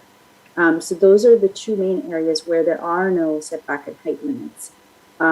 Everywhere else that we reviewed based on our conceptual zoning plans or land use plans that we have, there are setback and height limitations that are spelled out. With regard to the Apple Infinite Loop campus, I do not believe residential uses are allowed at the Apple Infinite Loop campus. So that is not a streamlined parcel. So you can't really develop a streamlined project on that site. With regard to the Cupertino Village Center, there are residential uses are allowed at 25 dwelling units to the acre. However, there is, like I said, there is a 60-foot wide or 80-foot wide street there that separates residential uses from the edge of that particular parcel. How about, I remember we don't have slope and setback standards for non-arterial streets. That is some. You look at the disposition table that we provided as attachment C. In there, there were some concerns about running afoul of SB 330, and therefore.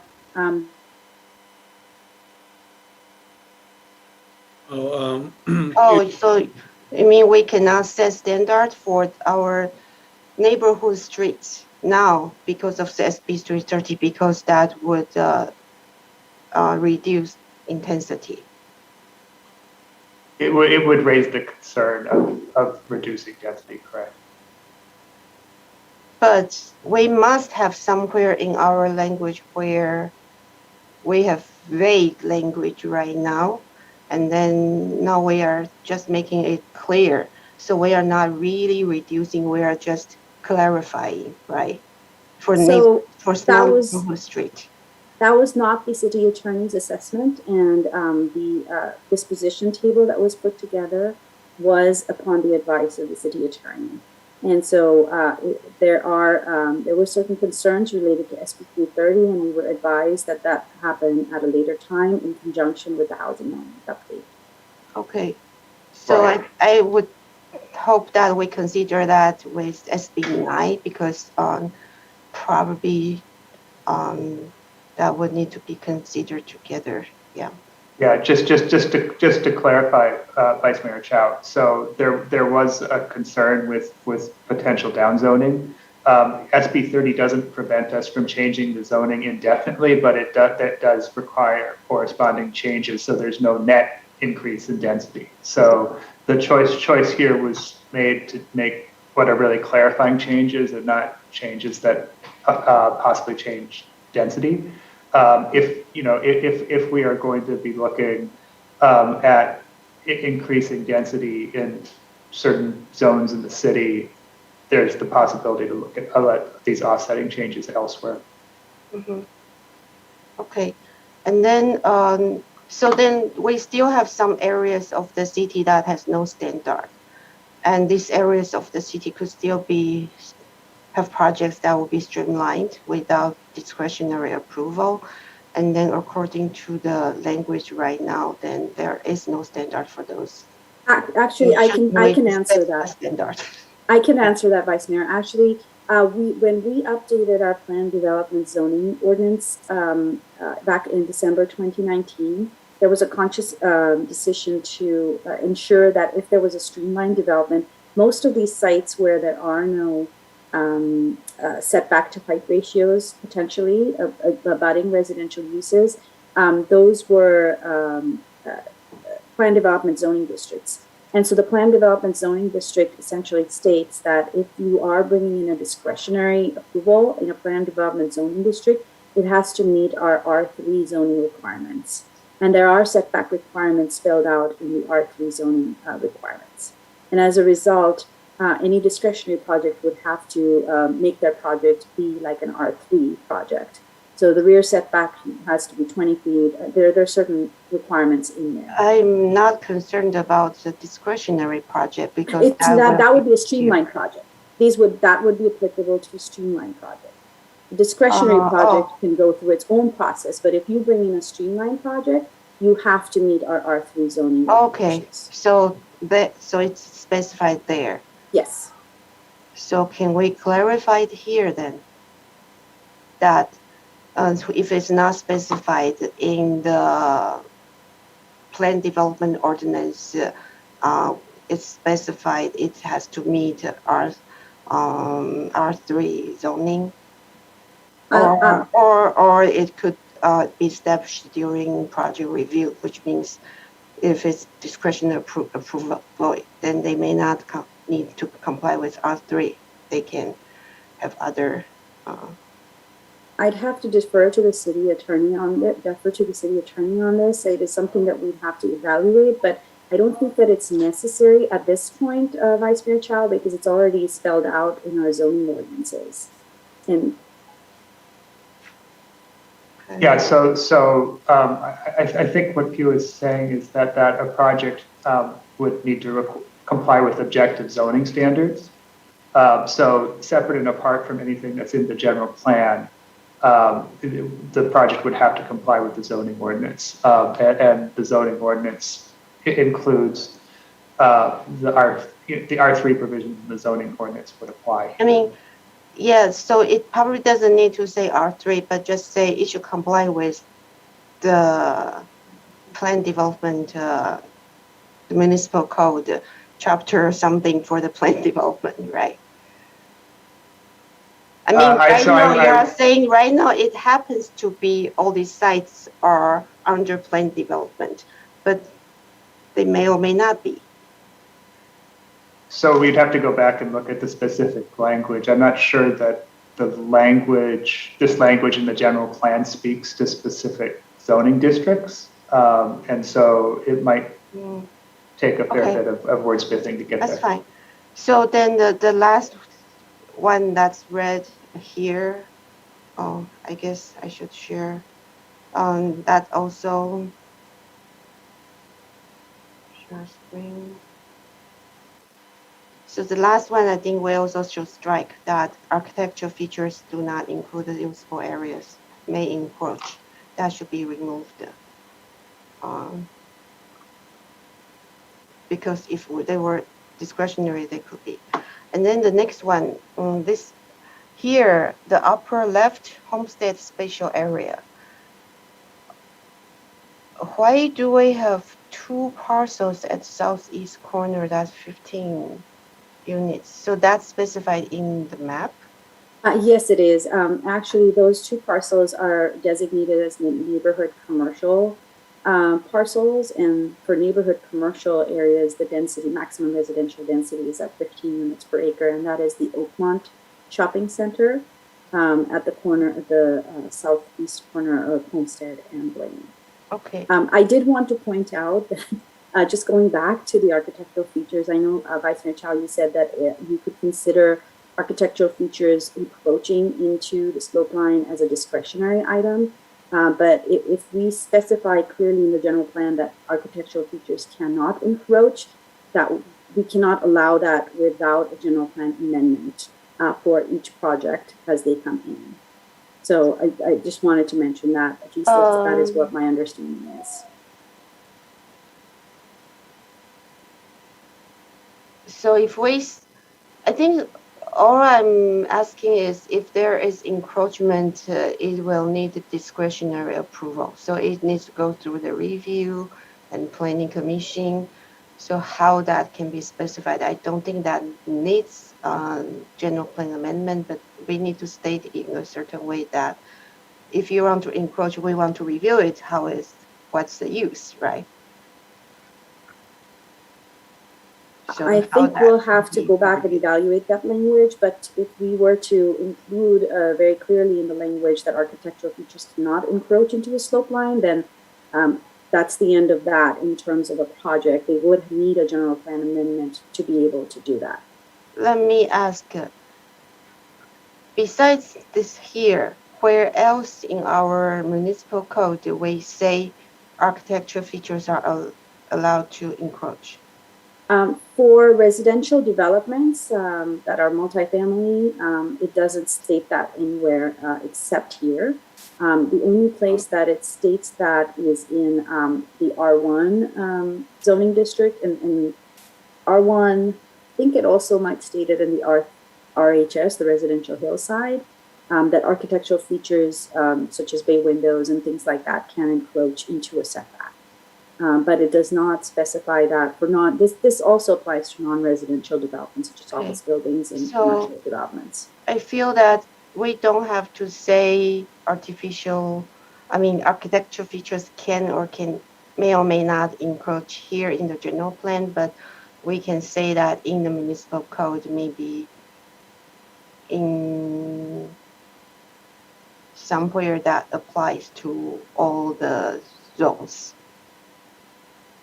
Right. Again, it is something that we're going to have to reevaluate. Yes. Okay. Okay, Councilmember Moore, did you have? Sorry, one more. Upper right corner, the South Piazza spatial area. It says the maximum is 5 to 15 per acre. How come you have a range for the max? That is how it has always been in the South Tienza area. It is also for the Monte Vista Village. It is in some areas it is zoned. Actually, the land use map has 4.4 to 12 units per acre. Because the other boxes you say, okay, it's specified in the land use map. Here you don't say it's specified in the land use map. And you just say, okay, it's maximum residential. That's where I'm confused. I'm guessing it's 5 to 15 are also specified in the land use map. It isn't. I think on the land use map, it is, I'd have to look, but it is my understanding that it is commercial / residential with no general plan density specified on the land use map, but I'd have to look. And it just feels like these two are inconsistent. One side you have, okay, it's specified in the land use map, look there. If it's not specified there, we have this max. And here here is a range, but you didn't say that the max is not a range. It's specified in somewhere. On the land use map, we have ranges. For example, certain townhome developments are 10 to 20 dwelling units per acre. There are some areas that are 20 to 35 dwelling units per acre. We also have actually all single-family residential is 1 to 5 dwelling units per acre. So the general plan, the land use map does have densities, ranges on it. Oh, okay. It isn't uncommon. Yeah, it seems you only need in the max. Why do you need a range? Again, this precedes my time here in Cupertino. Thank you. Yeah. All right, thank you, Vice Mayor Chow. Next, we have Councilmember Moore. Thank you, Mayor Paul. So going back to the same footnotes, chapter 3, figure LU-2 page with regards to the building planes, I just want to clarify that one of the issues that we had was the word bulk, maintaining the building bulk below the one-to-one slope. So I'm glad that that word has been struck. But I just want to clarify that when we're talking about the arterial boulevard curb line, that those would just be Wolf, Stevens Creek to about where the post office is on the west side of town, and then Danza Boulevard. And so I don't want people to think that the encroachment note here that is affecting residential neighborhoods because of what these streets actually are. I also want to clarify that the curb line, by your definitions, which I don't know what they are, is if there is street widening required, is it the curb line before the widening or after? Because it could make a significant difference for where the face of the building would be. And then where is that pointed to so that a developer doesn't say, oh, I'm using the existing curb line and I don't have to do the final because there's nothing telling me that. Is that pointed out somewhere? So it generally is from the final curb line, the public curb. If somebody develops any private streets or anything on their property, the slope line does not apply from that. Okay. So the answer is go by the final curb line if the project is encompassing widening. Is that right? Yes, and if it is required as an environmental mitigation, for example, because of how the project ends up being, then yes, it could. It depends on where the curb line.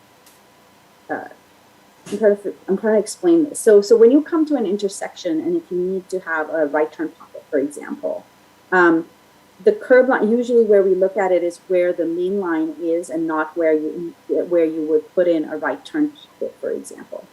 So it's where the general curb line would be if you didn't need a right turn pocket, or if you didn't need something related to that as a mitigation measure. Okay, and let's say you're doing a big SB 35 project and you don't have any environmental mitigation measures because you didn't have CEQA review. Does that mean that developer can then just go by the existing curb line and do their offset from that? Yes, if they didn't have to provide any street widening or anything, that is correct, because this curb line would be where it is today, for example. Okay, and what if you had a property that had a curb line which varied significantly? Maybe it was like a really big property, maybe a half mile of curb line which has different locations. How would you figure out the main curb line area in that? We would have to work pretty closely with Public Works to make sure that most streets have some sort of width that is required, whether it's 120 feet from curb to curb or whatever that is, and we would work with Public Works to figure out where that would be and figure out where the slope line would be. Okay, all right, thank you. I thank Councilmember Moore and Vice Mayor Chow. I think in the interest of going ahead with the presentation, I'm going to go ahead and so Pew, how many check-ins did you have? I see that the estimated time of the presentation was 20 minutes initially. Yes, I do have a significant number of slides because the next topic is pretty meaty. Okay, so what's your estimate for? I would say about, I think I went for about 5 minutes. I would say about 15 minutes. Okay, so 3 times longer than what you went before. Yes. Oh, okay. I'll try to go fast, I promise. Yeah, no, I noticed that you're, yeah, okay, that's fine. So did you want to check in before you concluded the presentation again so we can set our expectations here, or? No, I don't think we have any more check-ins. I'm happy to go through. I know I'm going to respond to some council questions that were asked. So why don't you finish the presentation and then we'll revisit the questions at that time. Sure thing, I can do that. Okay. me restart my presentation here.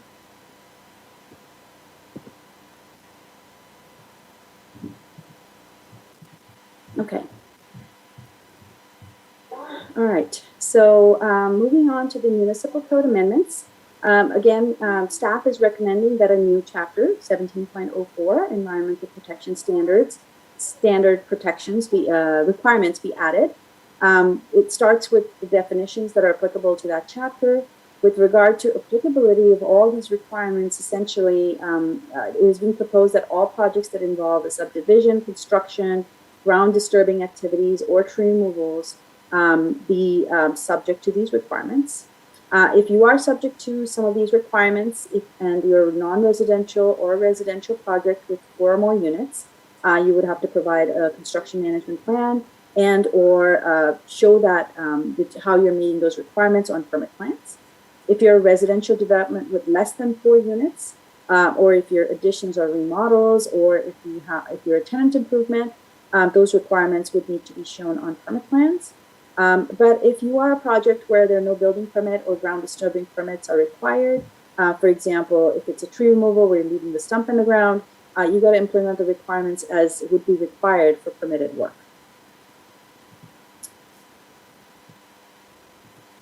Okay. This chapter can be seen as though divided into 2 pieces. One are things that are required prior to project approval, and the other things are requirements that are prior to permit issuance. So with regard to the requirements that are required prior to project approval, we kind of divided them up by area of, I hate to use the word impact, but area that is being affected. For example, if it's air quality, you would prepare an operational health risk assessment if the project exceeds certain thresholds. This operational health risk assessment has to be prepared in accordance to OIHA or BACMET standards. It needs to identify and implement TBACs, which are, we have our consultant here who knows exactly what they are, and or measures that are basically capable of reducing risks to an acceptable level within a project if certain risk thresholds are exceeded.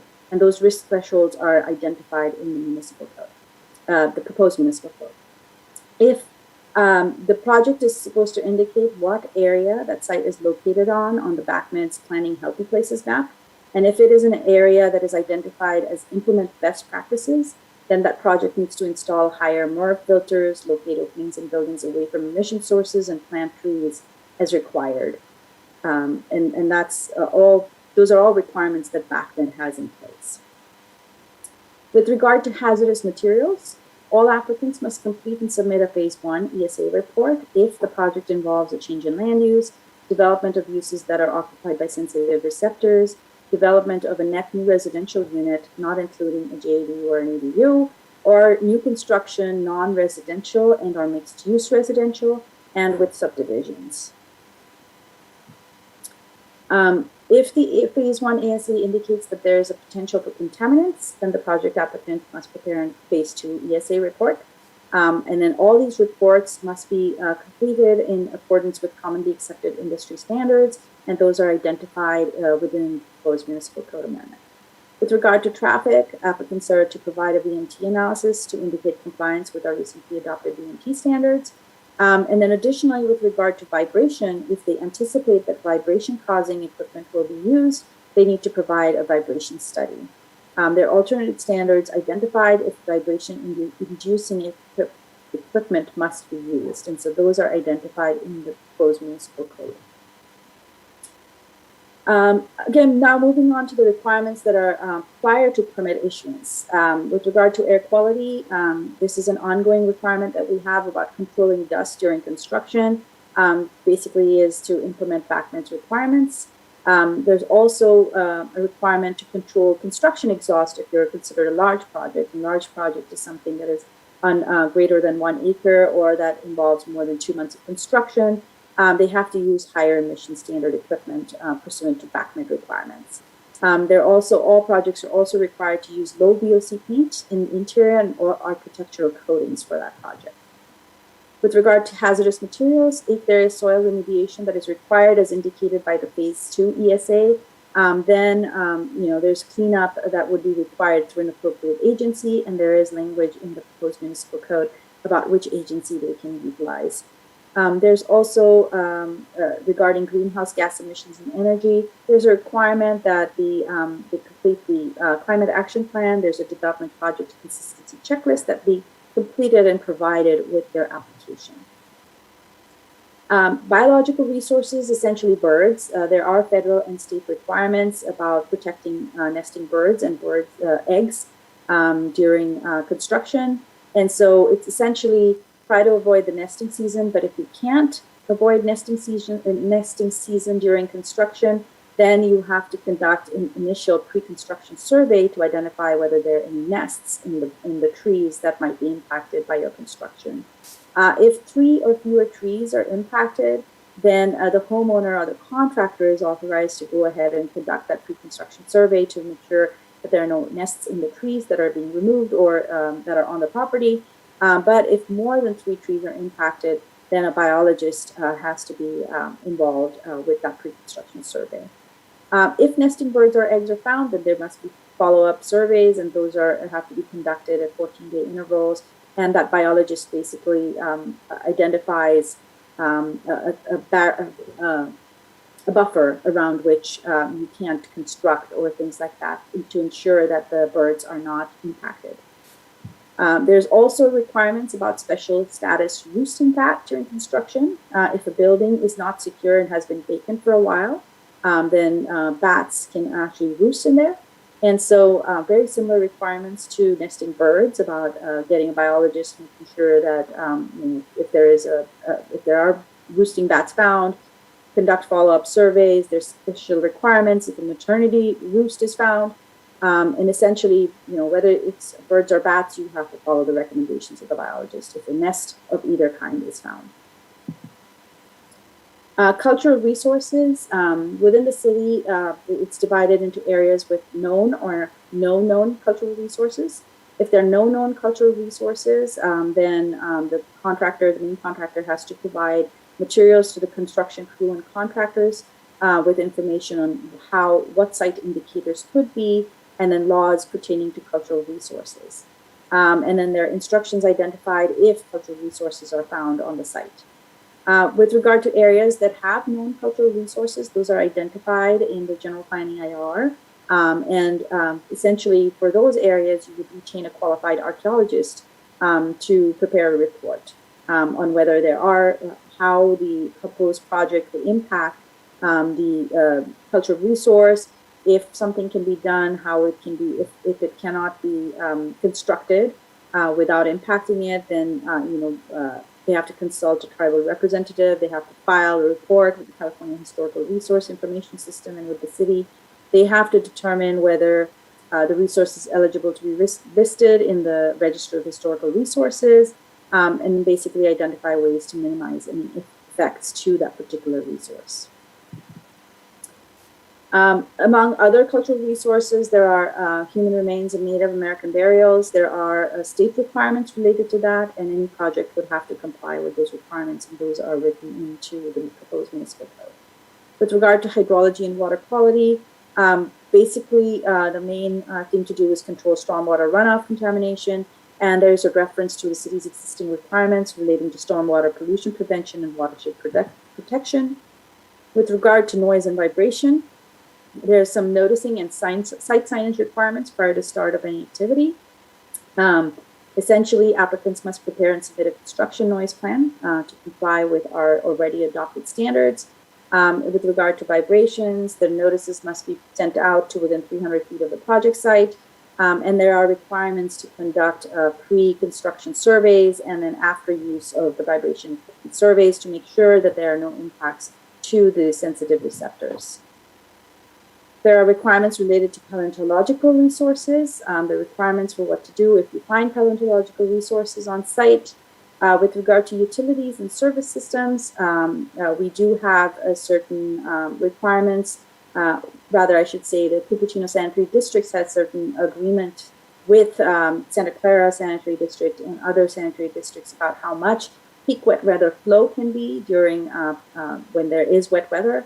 And so there's just references to how those can be reduced, or how that can, by reducing inflow or infiltration within the CSD's system. And also to encourage people to increase on-site water reuse, such as gray water, or to reduce water usage overall.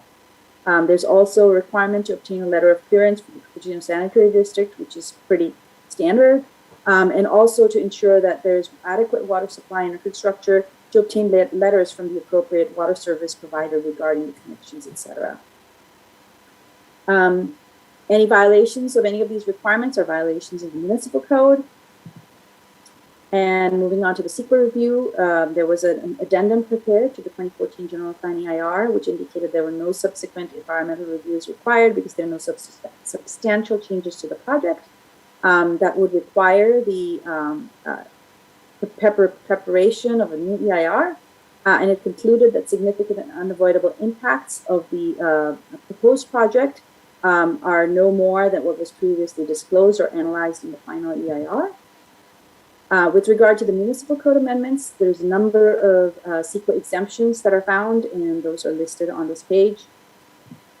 And I just want to conclude by saying that the Planning Commission reviewed the item on September 28th of this year and voted on a 401 with Commissioner Scharf absent to recommend that the City Council adopt the addendum, the general plan amendments, and the municipal code amendments. And with that, I can conclude this presentation by recommending that the council adopt these, the resolution, and conduct the first reading of the ordinance. And Mr. Mayor, I just wanted to note that I do have some responses to some council questions that were asked, if you wish me to go forward with those. Were you referring to council questions that were asked prior to this meeting? Yes, sir. If you could just present the question as well as the response, that would be Sure thing. I have a few slides here. There was a question about what is the cost of construction management plan, the operational HRA, the phase 1 and the phase 2 reports. Again, these reports are currently required of discretionary projects in any case. Many of the costs are generic to all these projects, and it's really hard to parse out the cost for each project, each item. But we do have our consultant here, and she may be able to help put some price tags to that. And the adoption of these standards is to ensure that all ministerial or discretionary projects provide these important reports that are necessary for environmental protection. There was a question about vehicle miles traveled. What if a project does not comply with the city's VMT standards? What options are available? There are any number of project improvements that will help a project meet the VMT standard. These include providing bike lanes, providing bus passes. These are just some options that will help reduce VMT. What kinds of equipment will cause vibration? It seems that almost all projects will need to use some kind of equipment that will cause vibration. So this item covers almost all projects. What about cost and length of time to comply? There's actually specific equipment that are considered vibration generating. These include things like all equipment causes some vibration, but some are actually damaging to buildings and other structures. These include vibratory rollers or pile driving. And in any case, discretionary projects are required to comply with the requirements related to vibration. These would just be codified to ensure that ministerial projects would be covered as well. With regard to cultural resources, there was a question about training and who trains whom. We just wanted to clarify that construction workers would be provided with materials that help them identify indicators of cultural resources. And this training would be provided by the contractor to the construction crews to make sure they understand how to identify basic archaeological site indicators, etc. With regard to paleontological resources, there was a question about whether every project would have to retain a qualified paleontologist. The answer is basically that only projects that are in areas with known cultural resources would have to retain a qualified paleontologist. With regard to utilities and service systems, there was a question about who are the experts that provide the reports related to utilities and service systems. The response is, in general, utility companies provide necessary information / reports to ensure adequate service is available. There was also a question about written approval from the appropriate water service. In general, the utility provider does provide these letters to say that they will serve or they can serve a project in particular. There was a question about the general plan amendments. How many of these refinements are new and or upgraded requirements? There was a thought that though there are no changes to the intensity or density of development, does this add costs by requiring these refinements? Just wanted to clarify that there are no new or upgraded requirements. The general plan amendments are simply clarifications to clarify the city's prior intent and does not add costs to the project. Again, how do we define minor modifications? Are adding significant more costs considered minor modifications? The proposed changes to the general plan do not add costs to a development because they're already required of discretionary projects. The changes also do not involve any changes to the height, density, floor area ratio, or how development can occur, or how much development can occur on a property. And so again, these are just clarifications, and none of these proposed changes result in new or more severe environmental impacts than those already studied in the 2014 General Plan EIR. And I had my recommended action. I already stated that before. With that, I conclude my presentation. Okay, Happy thank to answer questions. you. I see that Vice Mayor Chow does have her hand raised. So I'll go ahead at this time and start applying a 5-minute timer to people. I wasn't keeping track previously, but just to get a sense of, you know, where we're at time-wise. So Vice Mayor Chow. Thank you. You're welcome. So first, our general plan does have a level of service standard. I mean, right now it's not required, but then we are allowed to still consider that. And it seems now your proposal does not include this.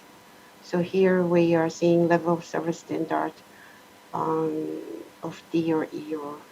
So how do we incorporate that into It is my objective standard? It is my understanding that the Public Works Transportation Department is working on some sort of, or maybe working on something related to a level of service. At this point, that is not being considered with this particular municipal code amendment. But anything that the council adopts can be inserted into this particular chapter in the future as and when council adopts. So this will come to the council later. I know that they're working on a citywide inventory of VMT, and that might somehow play into this LOS standard. Again, that is something. Fine. So the VMT, what a question was, if they don't satisfy the VMT requirement, they can do mitigation. But if they need to do mitigation, can they still do the ministerial approval? Because who can decide that whether their mitigation method of using bus pass and bike is satisfactory? So in terms of the, I don't want to use the word mitigation because that is a term used for CEQA review. These are just environmental protection standards that the city is choosing to adopt. With regard to how much reduction they see in VMT by providing bus passes or by providing bike lanes and things like that, that has to be based in certain scientific data, and I know that is built into VMT tools and studies that have already occurred. So those are pretty specified in past studies. So then those won't be considered discretionary approval, because this kind of mitigation, I think, someone might think, with this kind of study, people have different opinions, right? So it's really discretionary. So how much reduction one sees in VMT by providing bus passes or by providing bike lanes have been studied extensively. And those reductions are what they would see in their VMT study. It's not as though they can claim a much higher reduction by providing the bus passes, but they certainly have a menu of options to pick from, yes, in order to reduce. They have been studied extensively, but do these studies apply to Cupertino? So that is something, again, in terms of how we can formulate this for a ministerial project. is how we've written it up at this point. And this is something that my understanding is that the Transportation Department is going to go into deeper with their citywide But study something that's analysis. still very discretionary. Okay. Regarding the, I think we had an issue with our only streamline project that it was on the courtesy list or it's not, and there was a confusion.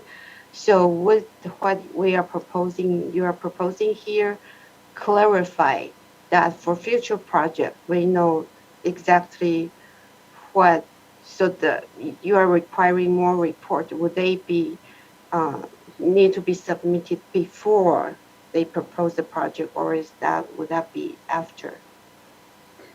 All of these requirements we can only make requirements of a project when they apply. We cannot make requirements of a project that has not applied for a project. Yeah, so they will be providing this ESA report. Yes, correct. Thank you. Thank you, Vice Mayor Chow. Next, we have Councilmember Moore. Thank you, Mayor Paul. This might take a second to pull up, but there was a map that was referenced, the Bay Area Air Quality Management District Planning Healthy Places map. If somebody could pull that up, I would appreciate it. And there's a couple of reasons why. One is that there was a Valco specific plan which did show that there were air quality impacts along Wolf Road, and that map does not indicate it. And the second issue that I see is that we've fairly recently had the council approval of the Westport project, and I see that entire property is within the area where they want you to implement best practices, and that would be to install air filters, MERV 13 or higher. And to my recollection, we did not have any of those improved filtration filters required for that property, and the entire property is within that area. So I'm concerned about that because it's a senior living area, assisted living area, and now we're finding out that when we approved it after this, they would have had the MERV 13 automatically required, I think. So I'm a little surprised that this didn't pop up before. So the two things is that I'm concerned about the Wolf Road air quality issue, and that it's not including this. So did I stall enough to get the map up? Well, just take my word for it. All the major thoroughfares are in that implement best practices for the air quality because they were impacted either from the freeway, Stevens Creek Boulevard, or the 85 through the city. That's the first part. I've only got 5 minutes, so I'm gonna quickly move on to the second part, which I have an issue with, a serious issue with, is that our resolution says that since the certification of the final EIR, the city's proposed certain refinements to the project consisting of clarifications of the existing language in the general plan without any changes to the intensity or density of development. And there's another section written about saying that there's no change to intensity and density. And the problem there is that our EIR that was approved, certified in 2014, had for the Valco site 800 maximum residential units and the 2 million square feet of office, and it had heights, maximum heights, depending on where you are in the project, of 85 feet or 160 feet, and that is if certain requirements were met, like having ground floor retail and the like. So the issue I take is that we now have new significant different information about the development at that site. So you've got 3 times as many residential units. And to me, that seems to throw us into the category of needing a supplement to the EIR, not just this addendum, but having to do some actual serious updates. And I was wondering if the attorney could comment on that. Thank you. Yeah, so a couple of responses to that. Thank you, Councilmember Moore. So So you're absolutely correct that the EIR didn't include the level of intensity that we're seeing at the Valco development. However, when you look citywide, the EIR did consider impacts that are consistent with what we're seeing, and so there isn't any new information that would really indicate that there is a more severe or different environmental impact that was studied in the EIR, and that's the standard for preparing a supplemental EIR instead of an addendum.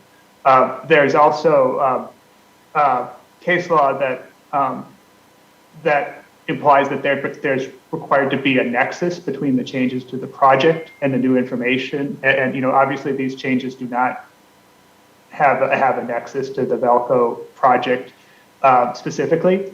I would also add, and this was added to the staff report that went to council, that independently of the addendum, that these changes are, as a standalone project, would be exempt from CEQA, both because there's a specific exemption for environmental regulatory measures that covers the objective environmental standards, and then overall the common sense exemption that there could not be, given the nature of these changes, there could not be a significant impact to the environment. So both of those exemptions, either at least collectively, would cover the project. So staff took a more conservative approach by preparing an addendum here, but I do believe that the project is exempt from CEQA as well. And council could take a belt and suspenders approach to CEQA compliance, and that's what we're recommending. Okay, and this does save the city money, basically, if you're able to assert that it is following the letter of the law, then that we can just do the addendum, and that we are not subject to a challenge.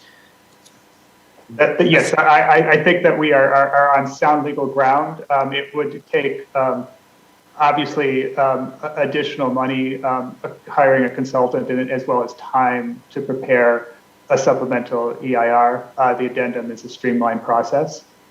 So I think we're on sound legal ground, both with respect to the addendum and with respect to the exemptions. Okay. I do find it a bit confusing because they studied 800 residential units at that location, and now they're at 2,402, which were never studied.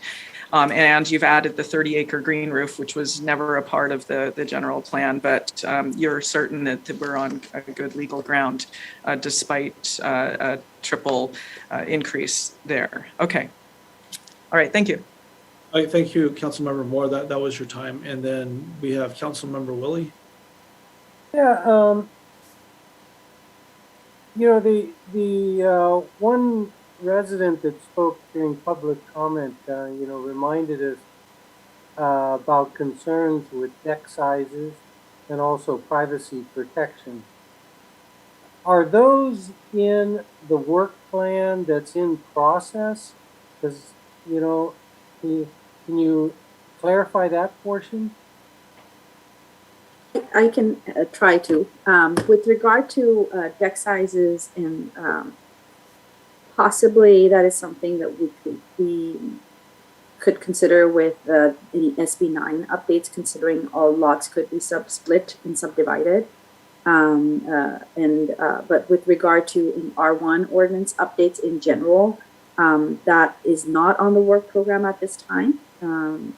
It could be something that the council could prioritize for the upcoming fiscal year. Okay, I'll make a note of that. Can you give us a brief idea of what is being considered in the work plan item that's currently being worked on? I will defer to the city attorney on that, considering that is not the subject of tonight's agenda. So we can provide Councilmember Willie with an update on the status, but as you know, as long as there's not a council discussion of the substance of that.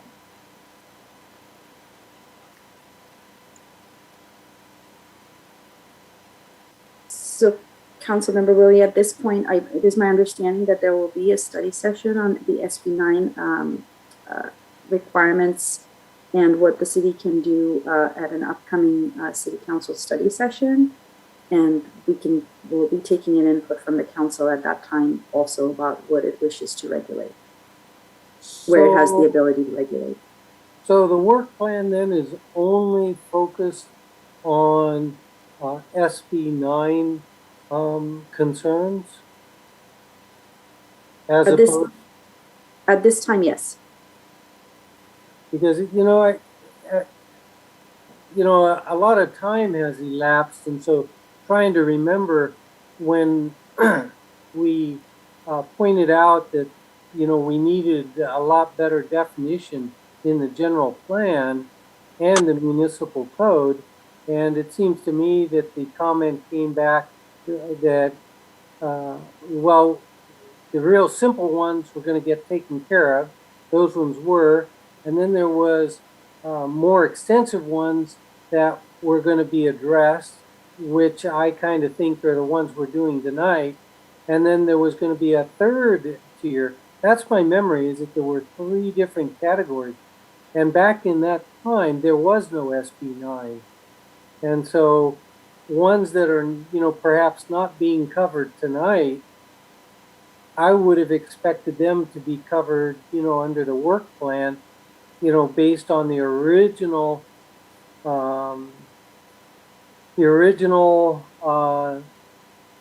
verbiage from city staff about, you know, there were 3 categories of changes based on complexity. Is my memory not correct? So that was the original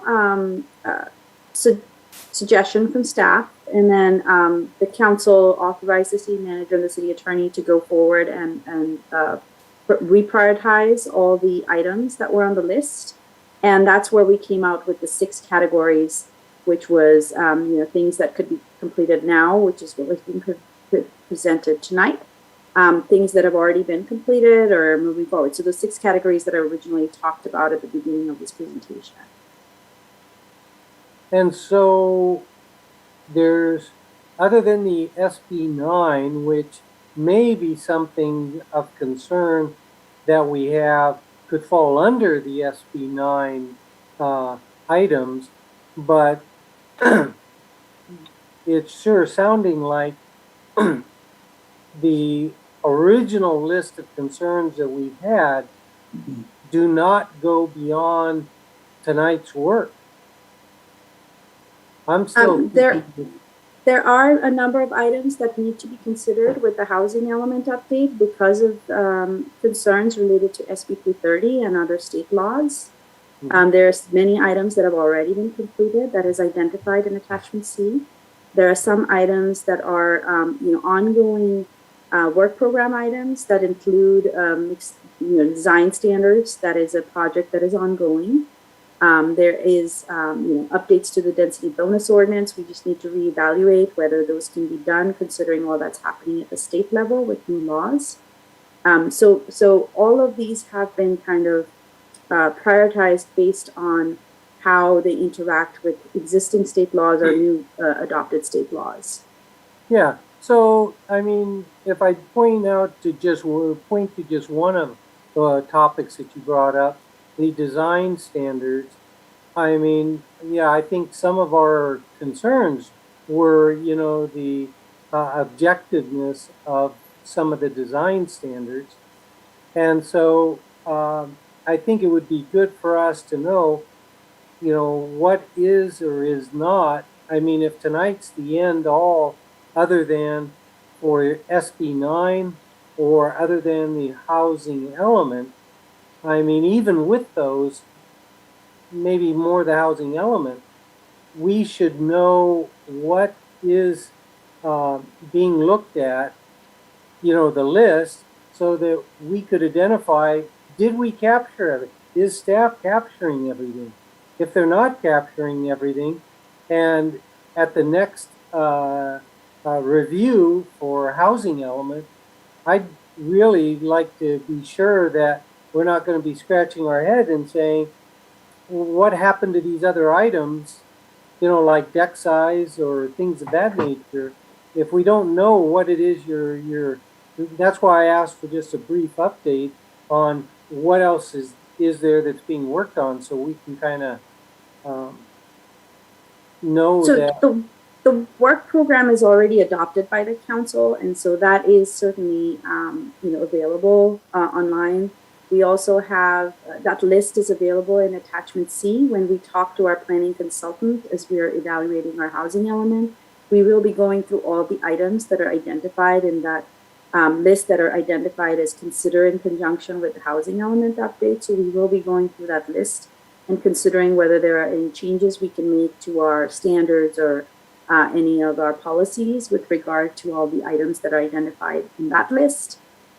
So with regard to your concerns about single family decks in general, that is not an objective standard concern from a streamlining perspective. Councilmember Willie, that is a that is something that is discretionary at the council's or discretion. If there are certain concerns related to that, that is a separate work program item, not related to objective standards. So I did want to make that point. I see the city manager has raised his hand as well, so I will defer to him. Thank you very much, Pew. Thank you, Councilman Willie, for raising the questions. We will be back at your next meeting with an update of the work program for the City Council. If there's specific issues you'd like addressed as we fulfill that work program, we can pursue those based on council direction at that time, or we can add them to future work programs. I did want to reiterate that SB 9 was dropped in city's laps unexpectedly by the legislature and governor. So we are moving that up the priority list and bringing that as well to your next council meeting. In terms of the issues before you tonight, we have a set of amendments and adjustments that have been unanimously recommended by the Planning Commission that we ask you to focus on, given the constraints of the Brown Act, and that further work be considered in the work program discussion coming forward. It sounds good. I'm just still a little bit concerned that there are some pretty big cracks for things to fall through. I'm still absolutely concerned. I mean, we had a real eye opener a couple years ago when we found that without objective standards, we're just at the mercy. And so we pointed out, a lot of them, but I'm just not really certain that all the ones that we had heard prior that are now complete, or the ones added that are being worked on tonight, capture everything. And when we say, well, SB 9 or the housing element, while it's possible that some of our concerns, wind up in those two categories, I just wouldn't think that those two other items, housing element and SB 9, are necessarily going to touch on the things that we had concerns about.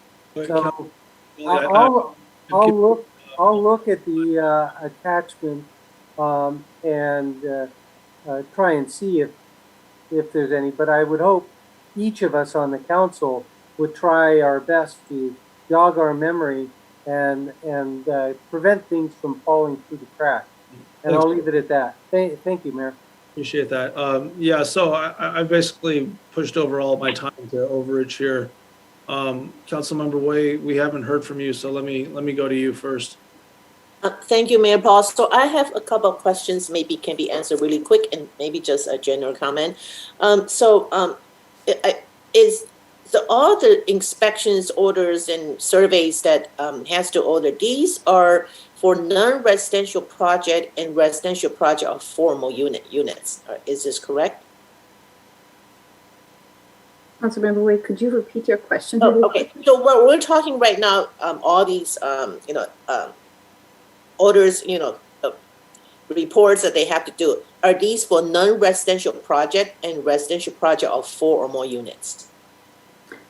No. So if you are 4 or fewer units, you would still have to provide this ESA. You have to do all of it.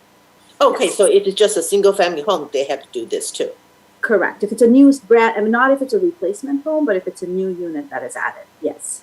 I see. So back to Councilmember Willie's question. So if it's a SB9 project that they split the lot into two areas, so this is all covered. Correct. Oh, okay. So that's my first question. The second one is, all these reports and standard environmental protection requirements, are they state required or are they specifically our city required? So let me bring Terry McCracken in. Terry, if you could answer that question, I know you probably will be better able to answer that. Yeah, I'll be happy to. The requirements that we came up with they're all federal or state laws right now that are currently required. So the purpose is again to clarify and make sure, like you're saying tonight, they don't fall through the cracks. Okay. So my next question is a general comment. I feel residential project of 4 or more units. If there are 4 units, I feel they are small. They're not major developers. They're small developers. Of all this refinement, it feels to me, just because I'm not familiar with contracts and all this report, it feels to me there's a lot of things even a small developer needs to do. Maybe it's a family business or something. To me, that would kind of, it sets a lot of reports, all of this. It might defer a lot of smaller family projects that they just don't want to do it, or they feel that it's too much thing and they might push them to sell it to a bigger developer. Is that something that could happen? Is this too, my sense is there are a lot of reports, a lot of things they need to do. Are these really customary? They're state, federal required? It's not like too much for them to comply? It's pretty standard. Okay. An ESA report, for example, is generally prepared when property sells, is my understanding, when there's property transfer. Generally, banks and other entities require an ESA Phase 1 report. And so, it's not something that is out of the ordinary for cities to require in development. Okay, because I want to protect smaller family businesses, so that's my question. So I have one specific question. What is a health risk assessment? Can you give me an example? Oh, Terry would definitely know about this one.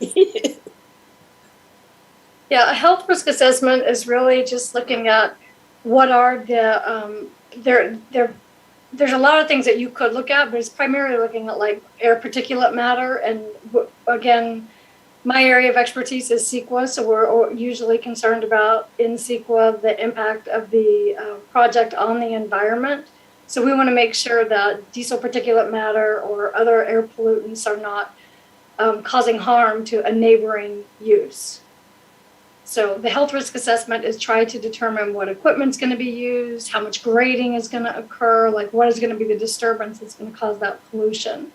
So that's the health risk assessment. And there's 2 kinds of health risk assessment, though. There's a construction one, which would be CEQA oriented. Is the project going to cause it on the environment? What's presented here is also the operational. So this is something that you wouldn't get in a CEQA document. It's whether the project itself is going, if the environment is going to affect the project. And this goes back to kind of like the healthy, the map that Kitty was talking about, Councilmember Moore. So currently, every project, they do all these reports. I mean, right? Even if it's just single family home rebuild or something like that. It depends. There's criteria that you have to meet the standards for. So we've tried to spell out some of that criteria. You have to be within a certain proximity, you have to use a certain type of equipment. Okay. So it's not just, you don't just have to blanketly do one, you have to check the list. All right, one last question. Just generally speaking, so these requirements, they can easily, I mean, the reports, people, they can easily have experts, access to experts to do it. So, I'm sorry, the question? My question is, say if I'm a homeowner and I bought a piece of land and I want to rebuild a home, I look at all these, are they, if I say, come to the city, ask, oh, I don't know where to get a house risk assessment. I don't know how to get a, construction management plan. The city will be able to provide me with resources so I can go get them. So in general, I do want to again reiterate, if you're a single family home and you're replacing a single family home, there are some of these reports that you don't have to do. A construction management plan is something a contractor can pull together fairly easily. These are fairly standard requirements. So there are templates out there that you can pull together. There's a bunch of resources out there that one can put together a construction management plan. Okay, so my question is, the city can help any homeowner or any construction small businesses to fulfill all these requirements. We don't generally recommend people, but we can certainly help with Google searches. Right. Okay. Thank you. All right. Thanks, Councilmember Wei. We're pretty much exhausted of time all around. I'll get to you, Vice Mayor Chow, but be brief in your follow-ups.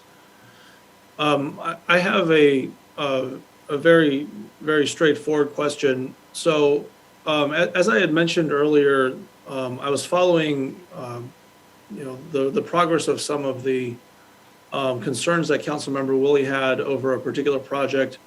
And I think another council member pointed out that was shown in a photograph earlier in public comment tonight. I wonder, when you're looking at something like an architectural feature that is not supposed to be occupied or usable, how does that slip through our enforcement mechanism?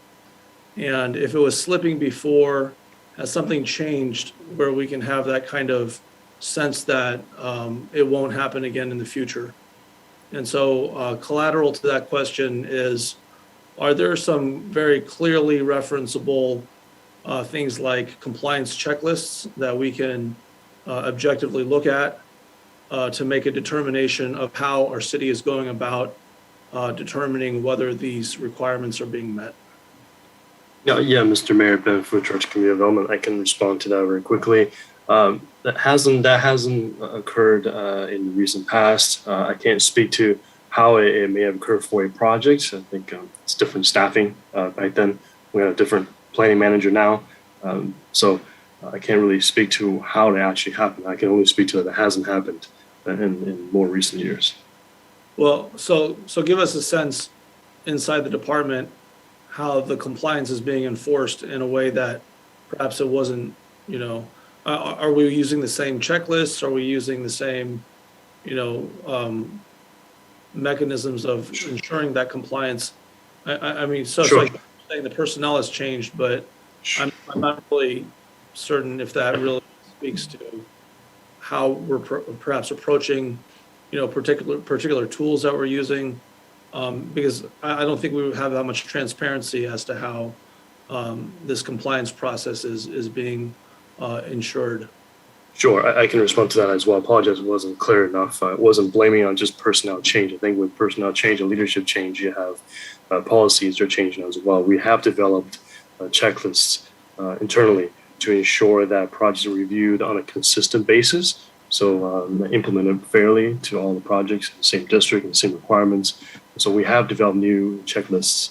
So that's one way for us to kind of catch these things on early in the plan review process.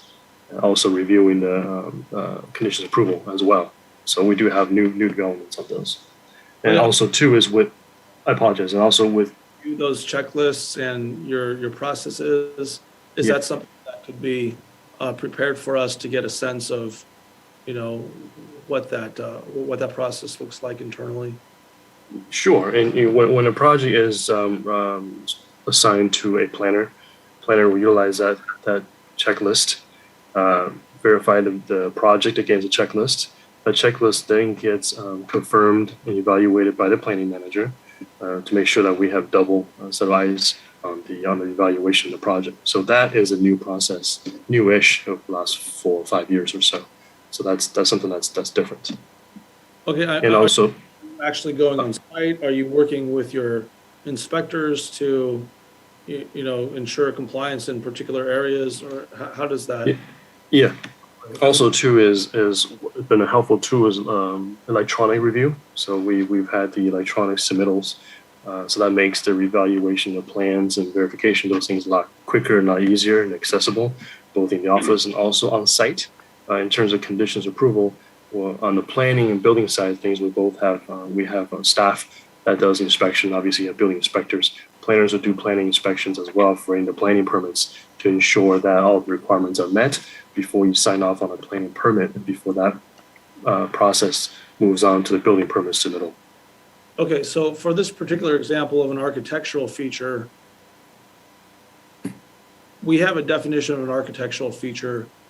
Who is ensuring that compliance? Who's going out there and examining the actual site and going, okay, this is a satisfactory architectural feature? And you indicated an internal review of some decision that's made, but how does that operate? And is it operating differently now than it was, say, 4 or 5 years ago? It is operative. I know that Pew, you kind of unmute yourself. Do you want to add on to what I just told the mayor? No, I was just going to add that we do a final planning review prior to a certificate of occupancy to make sure that, architectural features. Mayor, I need to jump in. This is not a scheduled discussion item for tonight, and I believe it violates the Brown Act. Oh, so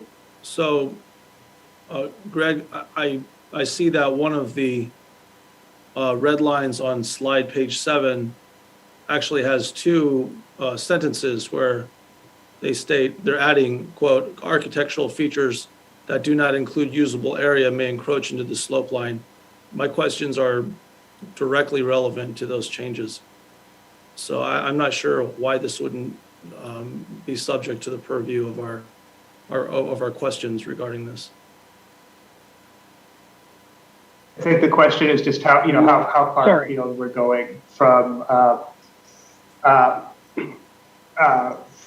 the matter that's being proposed into code enforcement concerns. And so, right. I do think the general question is fine, and it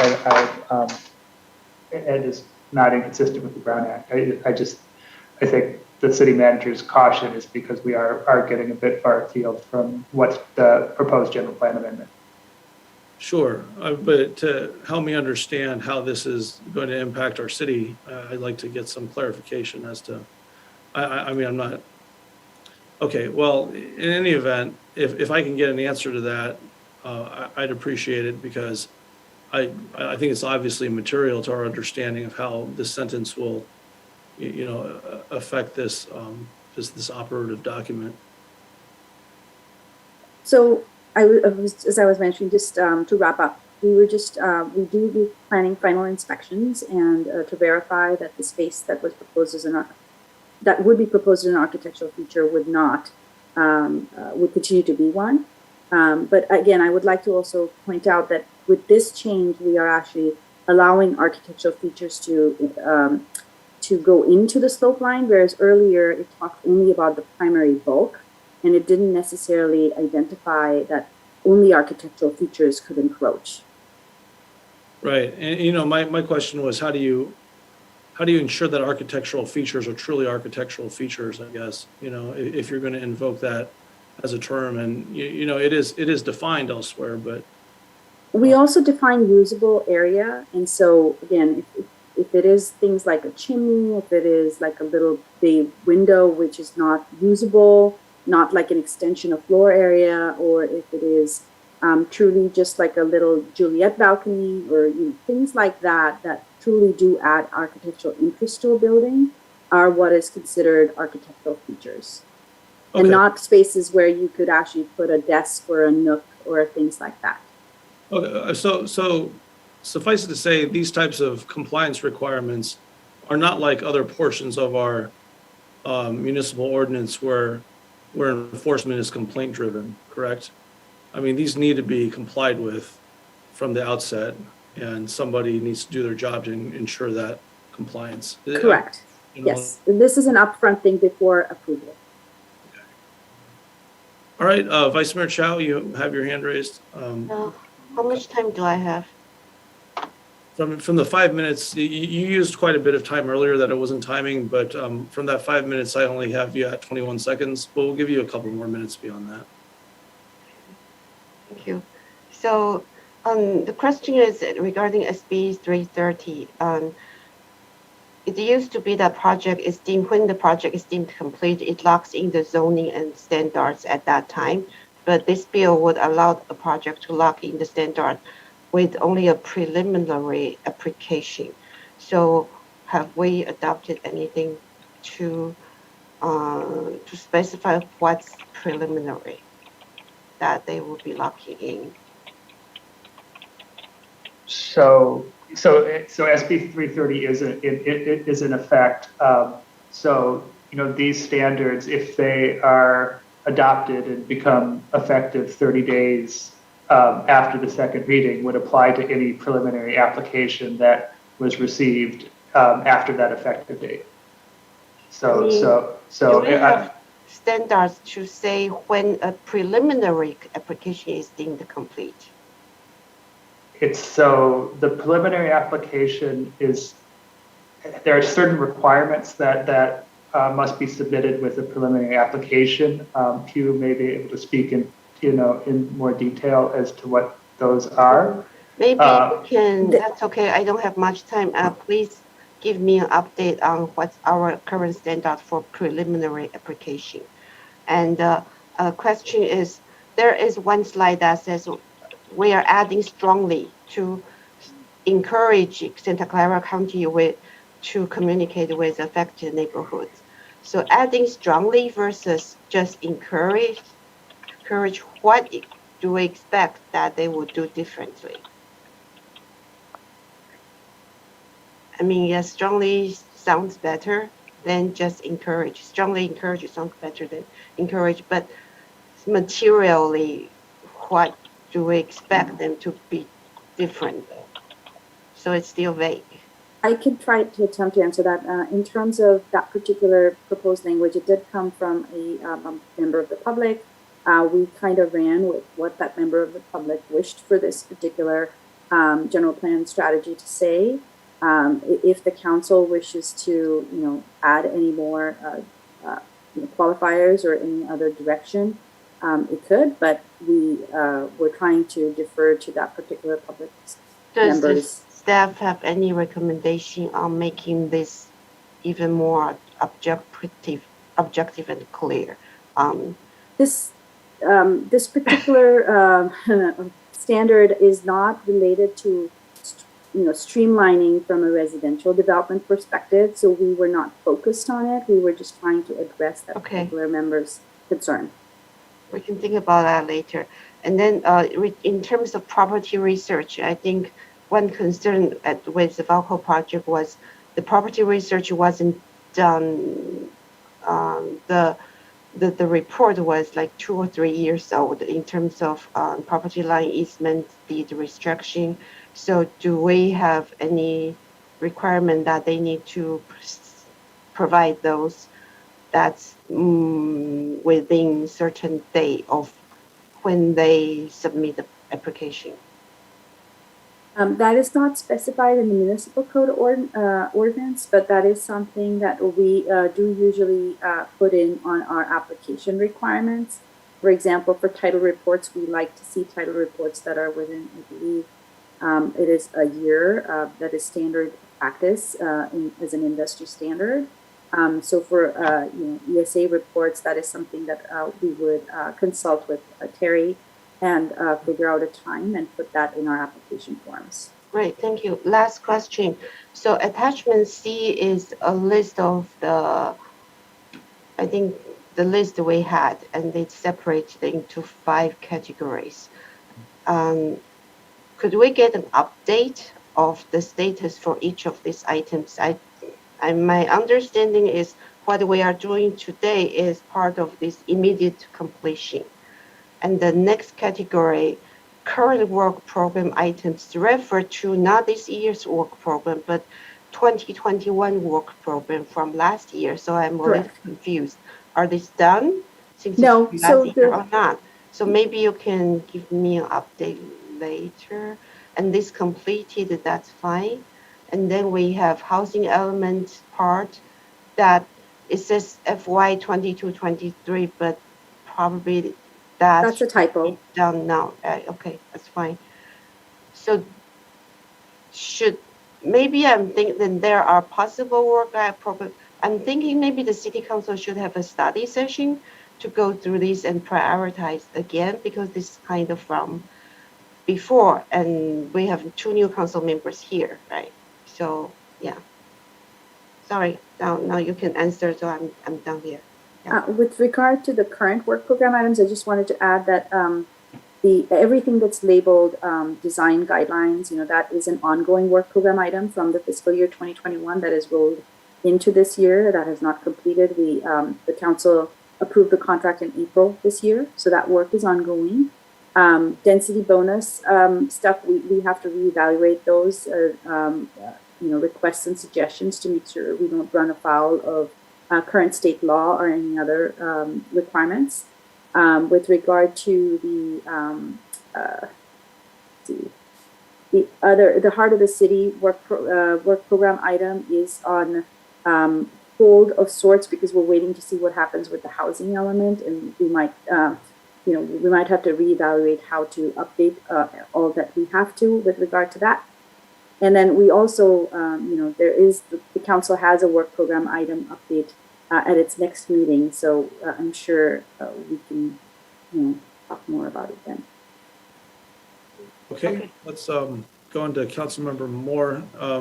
Councilmember Moore, did you have some brief follow-up questions or comments or questions clarifying here? Yes, a couple of things. I was wondering if air quality monitors could be added to, there was one of the sections on air quality, perimeter air quality monitors during demolition, if that's a possibility somehow to work that in.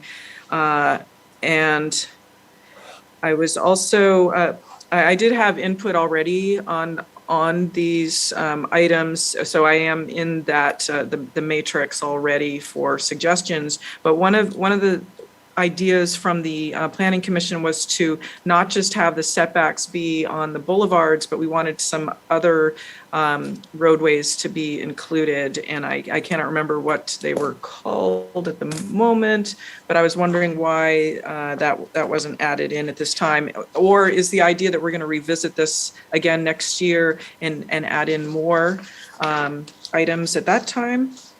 So that one was not added, as I mentioned previously, because of concerns that without upzoning to allow or increase housing intensity somewhere else, it would be considered a downzoning pursuant to SB 330, and so those were not added in here at this time. The slope staying under the 1-to-1 slope. Correct. Yes. Oh, okay. Because there are already front setback and other setback requirements on properties along those particular streets. Okay, that's fine. And what about the air quality monitors? And I have a kind of a more specific type of question for Terry McCracken. And maybe these both will go to Terry. Can we ask for having air quality monitors around these larger construction sites? And then I'm just wondering, as a process, let's say we have an active dry cleaner that's there that has just recently closed, and that's a project that is subject to these new rules. I'm going to assume a phase 1 ESA is going to find a recognized environmental condition there because it's a dry cleaner. Let's say it's been there for 50 years. So what would happen next? Would they be required to have a phase 2 environmental site assessment, or what would happen? And then I have a kind of a separate one, which is where the dry cleaner is gone. It was used to be there. It vanished in, we'll say, the 1980s. It was never listed anywhere for having hazardous materials. All you have is a directory listing. Is there any way that that would be flagged to have soil testing and a phase 2 environmental site assessment? Thank you. Okay, let's see if I can break these down. I think what you're asking about, like the dry cleaning, that the phase 1 would recognize that, and then they would recommend the phase 2. All of phase 1, the phase 1 is really just a very sophisticated existing conditions report. It just tells you what's there, and it runs, you know, the searches through all the different databases. And so it should recognize that use and then recognize, because of that use, here's what needs to be done to clean it up. And so they probably need to do some kind of sampling. And that might maybe answered both your questions. I'm not sure, because it should pull up if something was there 50 years ago or 30 years ago. That the records go back pretty far. Okay, that's good. So that would mean that these particular sites would need to have like the EDR database search run. That's standard in a phase 1, right? Sorry. Okay, and any idea what that costs? Just curious. You know, the phase 1, the cost is dependent on the size and the type of use. So let's say it was just the dry cleaning that was going to be, you know, changed to a different use. Now it's going to be a daycare. It would be a very nominal fee. Like we would run, like PlaceWorks would run a report like that for maybe $1,000, you know, time, labor, research. But if you had to do something like, I don't know, Valcomal, do a phase 1, you have much more research to do. Yeah, so it's size of the project, type of the project that really drives the cost. Okay, and going back to the first question, is there some way that we can require air quality monitors on the perimeter of large sites, and with regards to demolition and fugitive dust, if you did have it, would it just be giving you a reading saying, yeah, it's really dusty out here, sorry to hear that, or does it have any teeth associated with it? It's a really good question. I would have to go back and actually ask one of our experts. We haven't ever required air quality monitors like the one you're talking about, like what we see in purple air, for example, if you're familiar with that one.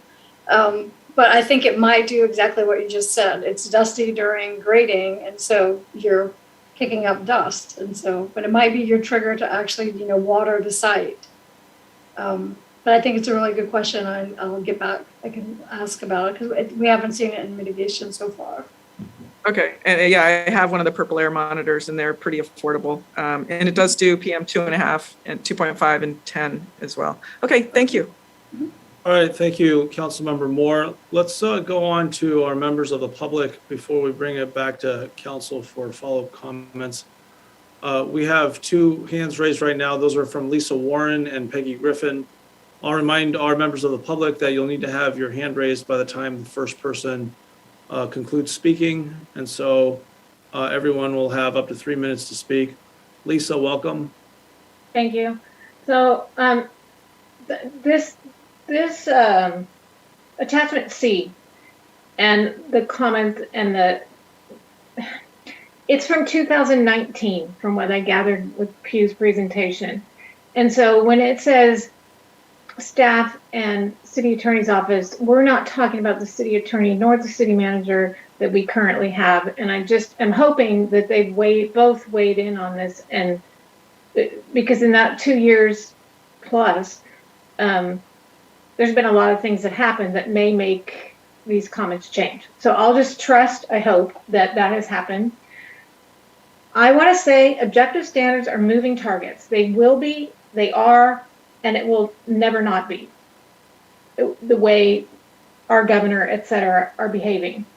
So I just want to make sure that there is some mechanism to, quote unquote, legally, appropriately continue this conversation, and whatever gets passed tonight, it should include language that says that we also allow for future changes, because you can't hit a brick wall and not be able to make changes in the future. You need to set it up so that that's okay to do. And I hope that's doable, and I hope to do it. In my opinion, with the immunity code, with the privacy screening and the balconies and yada, yada, I think you need to go beyond a study session. I truly believe, and it's been talked about before, and I don't know why it isn't reflected this way, it needs to be a community workshop, because you need input from your residents on this. And you can see that in every time you have a residential, the neighbors complain and you've just been through that. It's always based on privacy and balconies, always balconies and plantings. People want their privacy. So not to include the public and have input from them, and I can give you lots of input on the privacy planning problem that's already in place. And so can the planning commission from a few years back, and yada, yada, yada. So please make it a community workshop and then a study session if need be. I think architectural features, the line, if it's not going to be stricken and it needs kept in there, in my opinion, it should say slope line and setbacks. There's no reason not to include setbacks, because nothing should be encroaching in a setback either. And if you don't put in there specifically, someone's going to wiggle around. Bike lanes, traffic count. I think 11 seconds. Level of service. You really need to see if these bike lanes that are being spent lots of money on are even being used, because what I see, they're not. So to have that be a mitigation doesn't seem adequate if they're not being used. So please. Our next speaker is Jennifer Griffin, followed by Peggy Griffin, and those are our remaining hands. Welcome, Jennifer. Thank you, Mayor Darcy. Yes, lots of Griffins. Oh, that's good. We're concerned. Anyway, thank you to the staff. You guys are like having to slug through this. I can tell you, after 21 years and 5 years in the county, this stuff is some of the most just mind-boggling, mind-blowing. How do we plan? How do we deal with this? How do we protect the city with all of these housing bills? SB 330, we're talking about a major dud bill that came out. This is a stupid bill. I don't know I can't remember whether this was Jerry Brown that signed it or Gavin signed it, but I mean, yeah, okay, it's the bill that never ends. You can only have 3 meetings. You can, now I forgot what the other thing is. I think that's why we've even had this, because it was given to us while we were planning this. So the city should be able to say, we're okaying this tonight, our legislation, we're okaying our thing tonight, but we have the right to rewrite it, because the state is rewriting all these bills over and over again. 1174 with Mr. Grayson, that's like an addendum to SB 35. Let's learn from the way our legislator and our governor is acting. I have notes all over the place. I have concerns. I'm glad that Lisa brought up the architectural features. SB 9 and 10, they are going to be bombs on this city.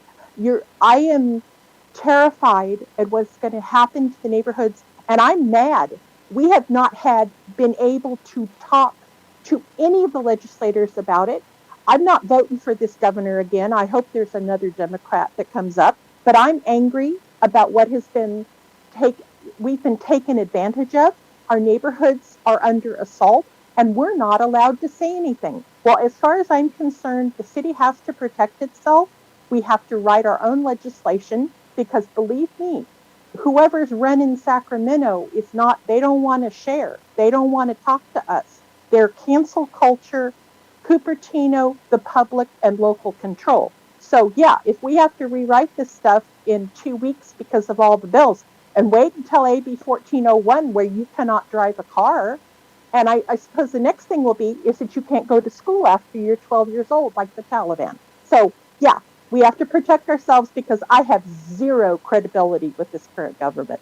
Thank you, staff. Thank you, everybody. Thank you, Jennifer. Our next and final speaker is Peggy Griffin. Welcome, Peggy. Good evening. Can you hear me? Yes, welcome. Oh, good evening. In regards to the GPA, the architectural features sentence on the figure LU2, strike the sentence completely in both places and make it clear. The building must be below the slope line, period. Regarding the Muni Code edition, known cultural areas, provide a map of these exact areas so it's clear your land is either in it or not. In the staff report, bottom of page 2 of 10 indicates that attachment C lists future work items. But looking at attachment C, it's not clear. It's very confusing. You don't really know what's what. I think it really needs to be redone and updated.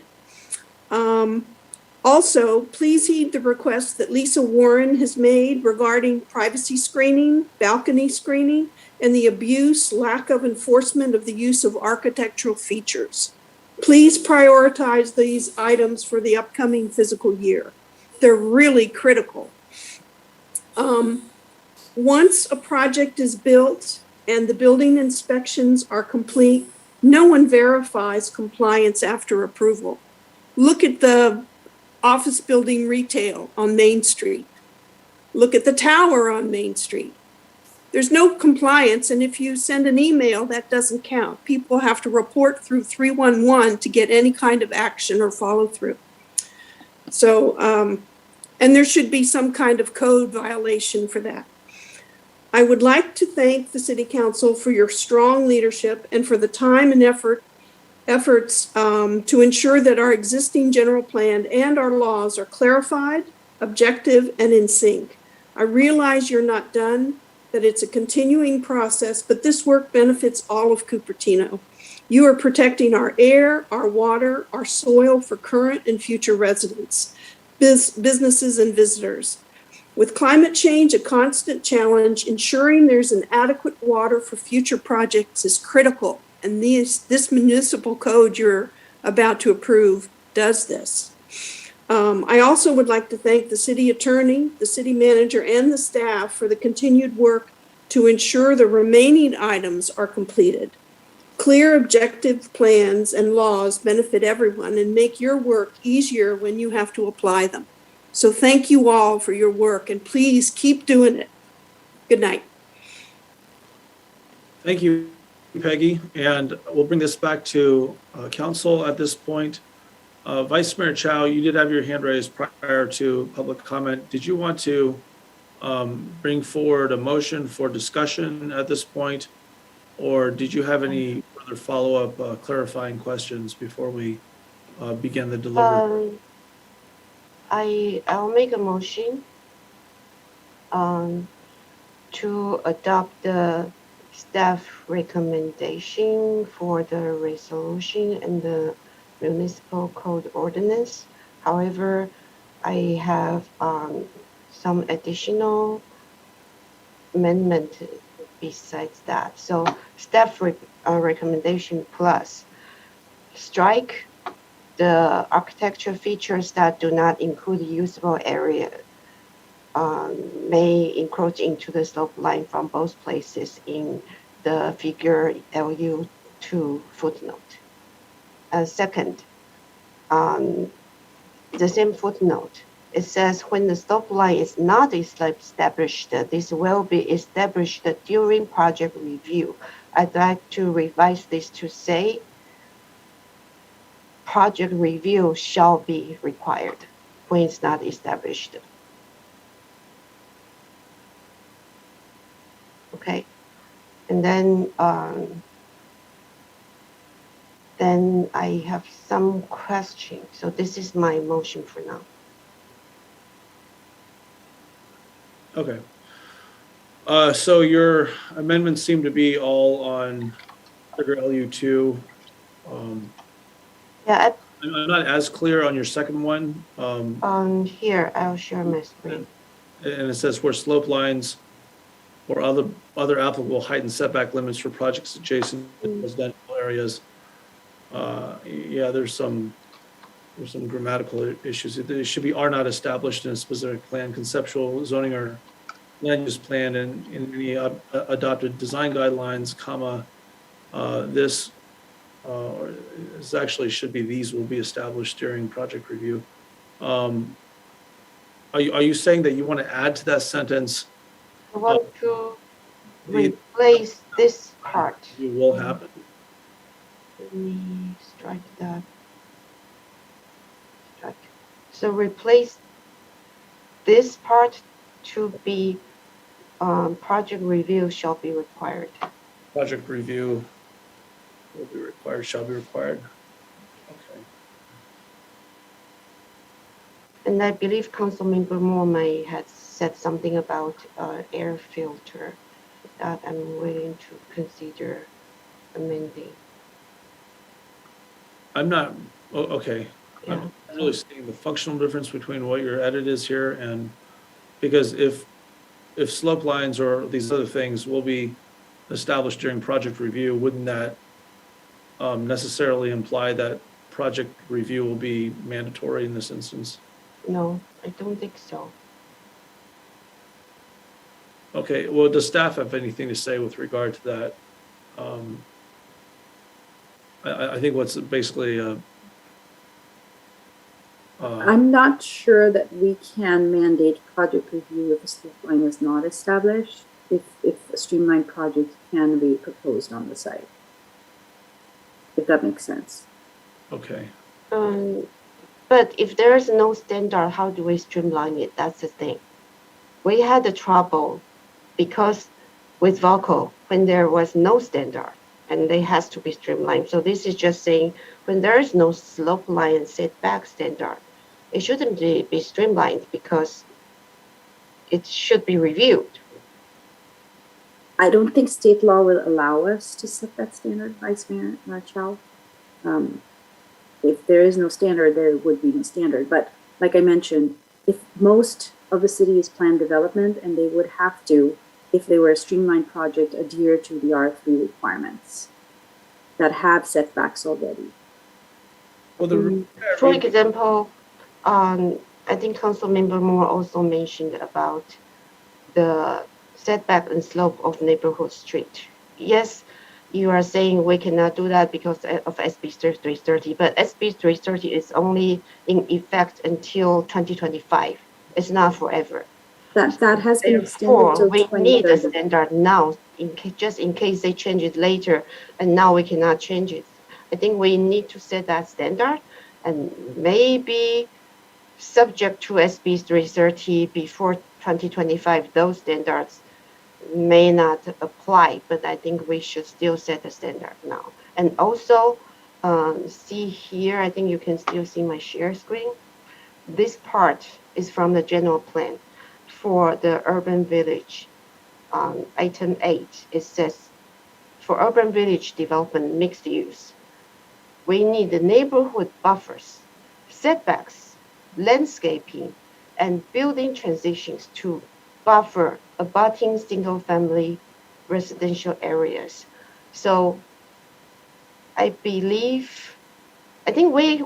so this is just one of them that I find out now. I think we probably have some languages that's not objective now, but it's there to say we want a smooth transition, things like that.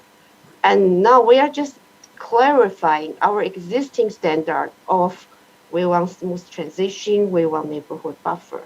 So why can't we do it just to clarify our existing standard, because it was made at the time when we thought the project would be for discretionary approval. So again, if somebody came in with a discretionary, with a streamlined project, they would have to comply with R3 standards, no matter what the zoning is. That is what our zoning code says. And that R3 zoning ordinance has setbacks established already. And I think the city attorney might have something to add. You know. Wait, R3 standard has slopes and setback standard for neighborhood streets? It has a setback requirement of, it has a 20-foot front setback, if I'm not mistaken. For neighborhood streets also? Yes, for all properties zoned R3. I think the city attorney wants to respond. Yeah, only to sort of bring the focus back to the specific question. So there would be no problem making your proposed change to the general plan, Vice Mayor Chow, if there were a situation where it conflicts with state law, which I think would be relatively rare given some of the discussion that you just had with Pew. Then of course, we would have to apply state law, but there's no legal reason why you can't make your proposed change, and so it's within the discretion of council to do so. Okay, great. Councilmember Moore, you have your hand raised. Did you want to second Vice Mayor Chow's motion? Thank you, Mayor Paul. I just want to clarify that her motion, Vice Mayor, your motion mentions the resolution. Did I also hear the ordinance in that motion as well? Yeah, both. So that you have, okay, and I did not have any changes with the MERV 13 filtration, given the way the map is at BACMed. So I don't have a change on that, just so you know. Okay, so if that is the case, then I do second that motion. Okay, great. So we have a motion and a second. Vice Mayor Chow, your hand is still raised. Did you have any follow-ups now? No. Okay. I don't see any further hands raised at this point. That being the case, we do have a motion. Councilmember Way, your hand is raised, yes? Yes, after all the discussions, can we read the motion exactly what it is? Well, Vice Mayor Chow moved the staff recommendation in addition to a couple of changes that she had on her screen a moment ago. Right, and I saw the second change, it seems to have some discussions. So are we sticking to, it's not a project review shall be required, or a project review shall be required to establish? Yeah, the city attorney stated that that was acceptable. Okay. Okay, so that's the hands. Let's go ahead and conduct a roll call vote, Madam City Clerk. Mayor Paul, may I just clarify that? So we do have we struck the architectural features notes, both of them, correct? That's correct. And then we do have this. Could I have the final part? The project review shall be required read out, because I'm not quite catching it. Okay, it's on the screen. Do you let me see that? Yeah, I'd like to see it on the actual LU2 figure before we conduct the vote. If someone could just pull up figure LU2, or I can pull it up and. If it pleases the mayor, I can share my screen. I have the figure. Yeah, I guess it'll either be page 7 of your. There you go.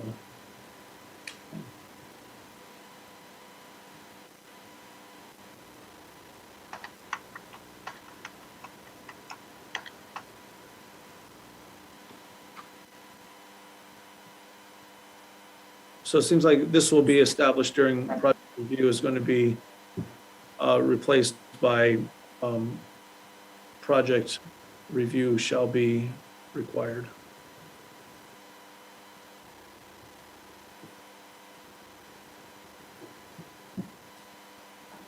Okay. I take it you're not able to edit the language, Pew, in your presentation. It's probably a PDF of some sort, I guess.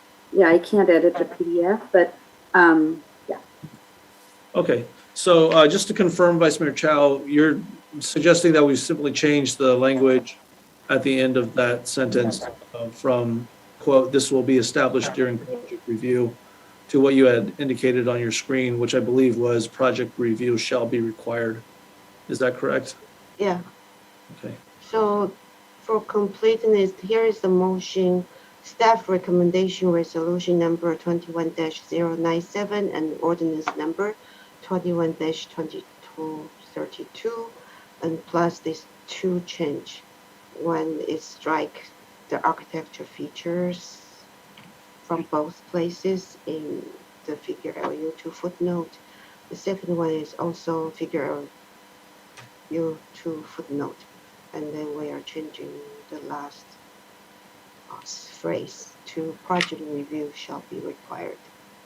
Okay, this is what I'm going to do at this point, Vice Mayor Chow. I'm going to ask the city clerk to conduct the first reading of ordinance number 21-2232 at this time. And I'll ask you to reintroduce the motion in accordance with the language that we use. Madam City Clerk, if you could conduct the first reading of ordinance number 21-2232, please. This is the first reading of ordinance number 21-2232, an ordinance of the City Council of the City of Cupertino adding Chapter 17.04 Standard Environmental Protection Requirements to Cupertino Municipal Code. Okay, thank you. And so, Vice Mayor, could you please just reintroduce your motion with the first reading having been conducted by the city clerk, please? That was only the ordinance, right? We are not changing the ordinance. Your resolution portion can remain the same, just with the language that the reading would be as conducted as by the city. Okay. So what do I say here? You know, I don't have my cheat sheet in front of me, but I think along the lines of I move that we conduct the first reading. I move that ordinance number 21-093 and resolution number 21-093 and ordinance number 21-2232, including the stated amendment as shown here, to be read by title only, and that the city clerk's reading constitute the first reading thereof. And just a quick clarification, that's resolution 21-097, correct? 21-097, yeah. Okay, great. And remind me, I think this is Councilmember. We need to do the CEQA exemption phrase. I'm not seeing a portion of this. Yeah. You might want to clarify that you're moving the staff recommendations with respect to the CEQA determination. Okay, will you add that? Vice Mayor? So we move the staff recommendation. Wait. The staff recommendation didn't say CEQA exemption.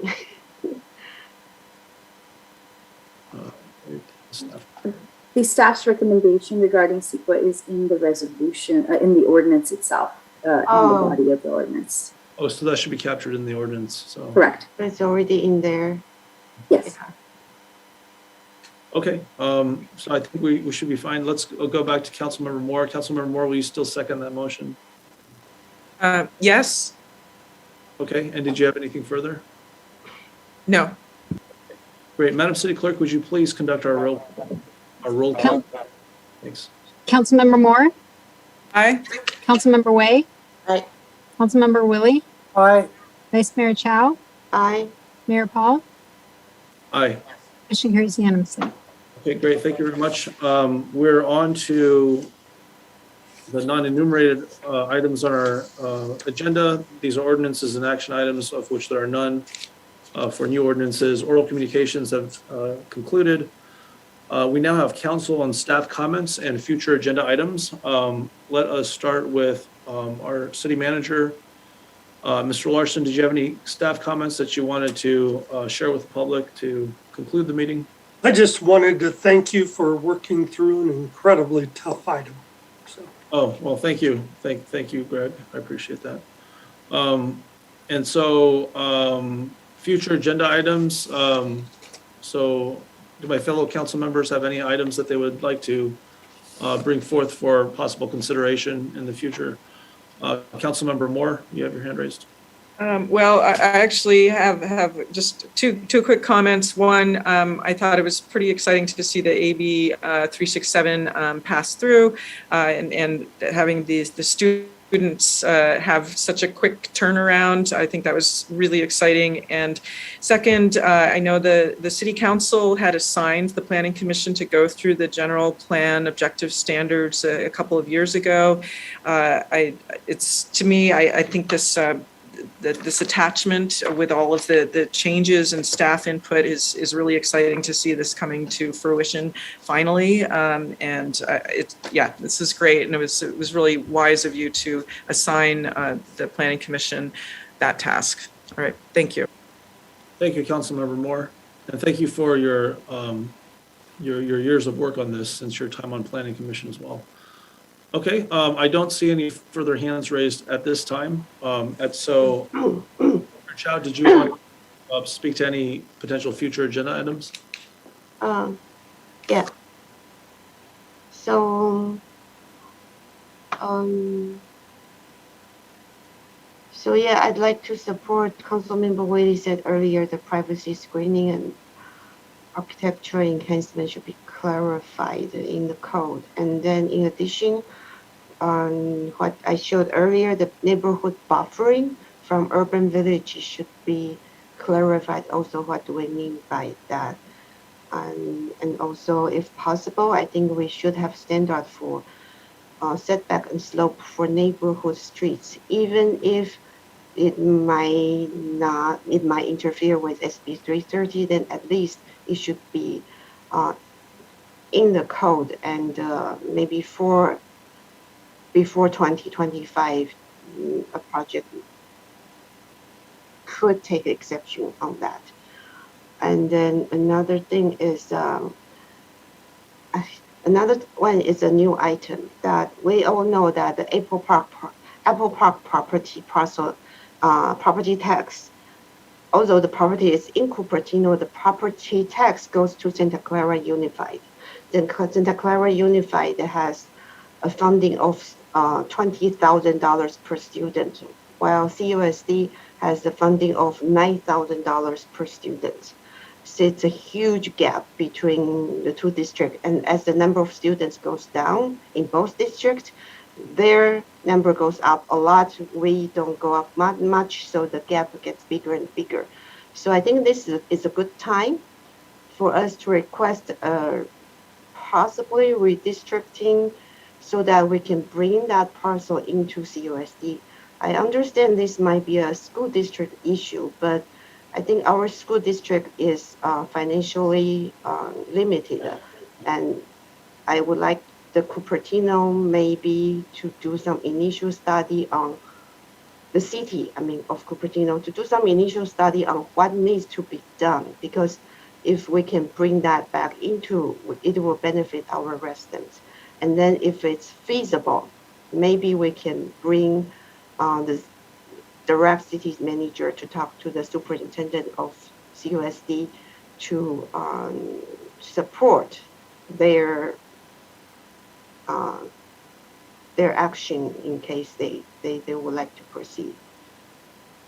Okay, thank you, Vice Mayor Chow. I guess just a brief clarifying question. Does anyone, between, Greg or Chris, do you know whether this is a LAFCO issue or is this something that is dealt with differently in school districts?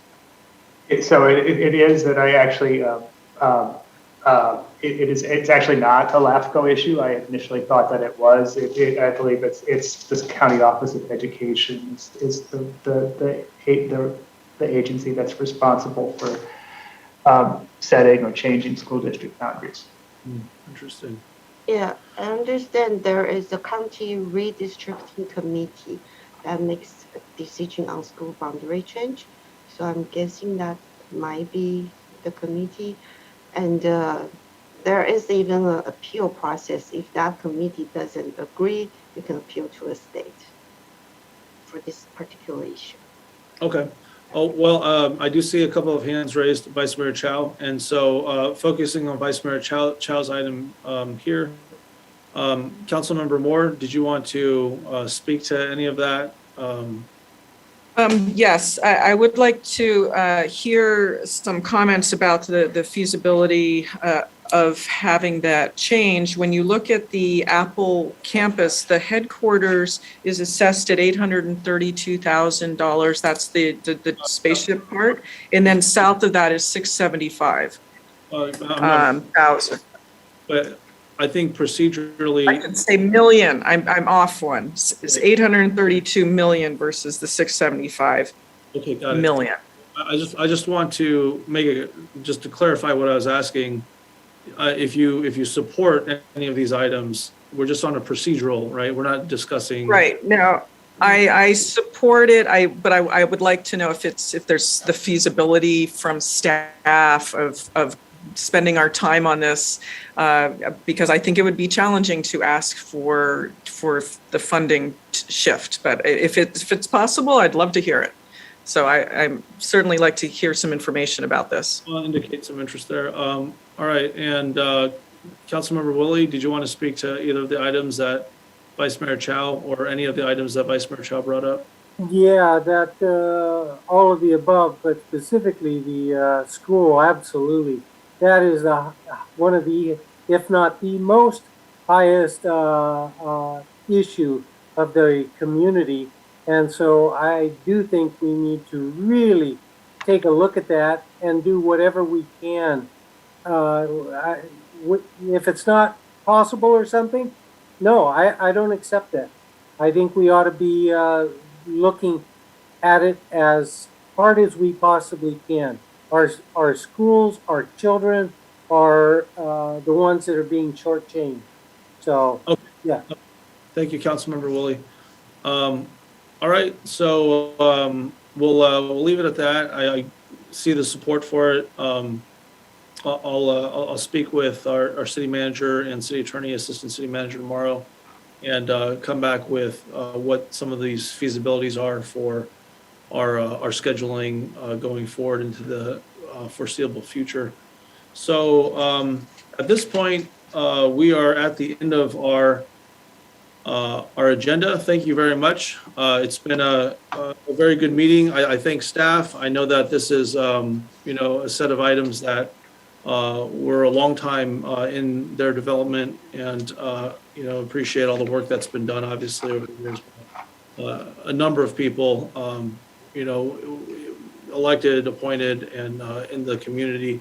Our community members have just done so much. I've seen this over the years, and I want you all to know, for everyone who has poured over along with staff, things like the general plan amendment or 40-year plan, et cetera, that's much appreciated. So thanks very much. Have a great night. Today is October 19th. We are continuing to conduct our city manager interviews, which will continue this weekend. I think that process is going well overall. Our next meeting, I believe, is on November 2nd. Is that correct? Okay, thumbs up from city manager, great. So I'll adjourn this meeting of the regular city council meetings of the city of Cupertino until November 2nd, 2021. Thanks very much, and everyone have a happy Halloween. Take care.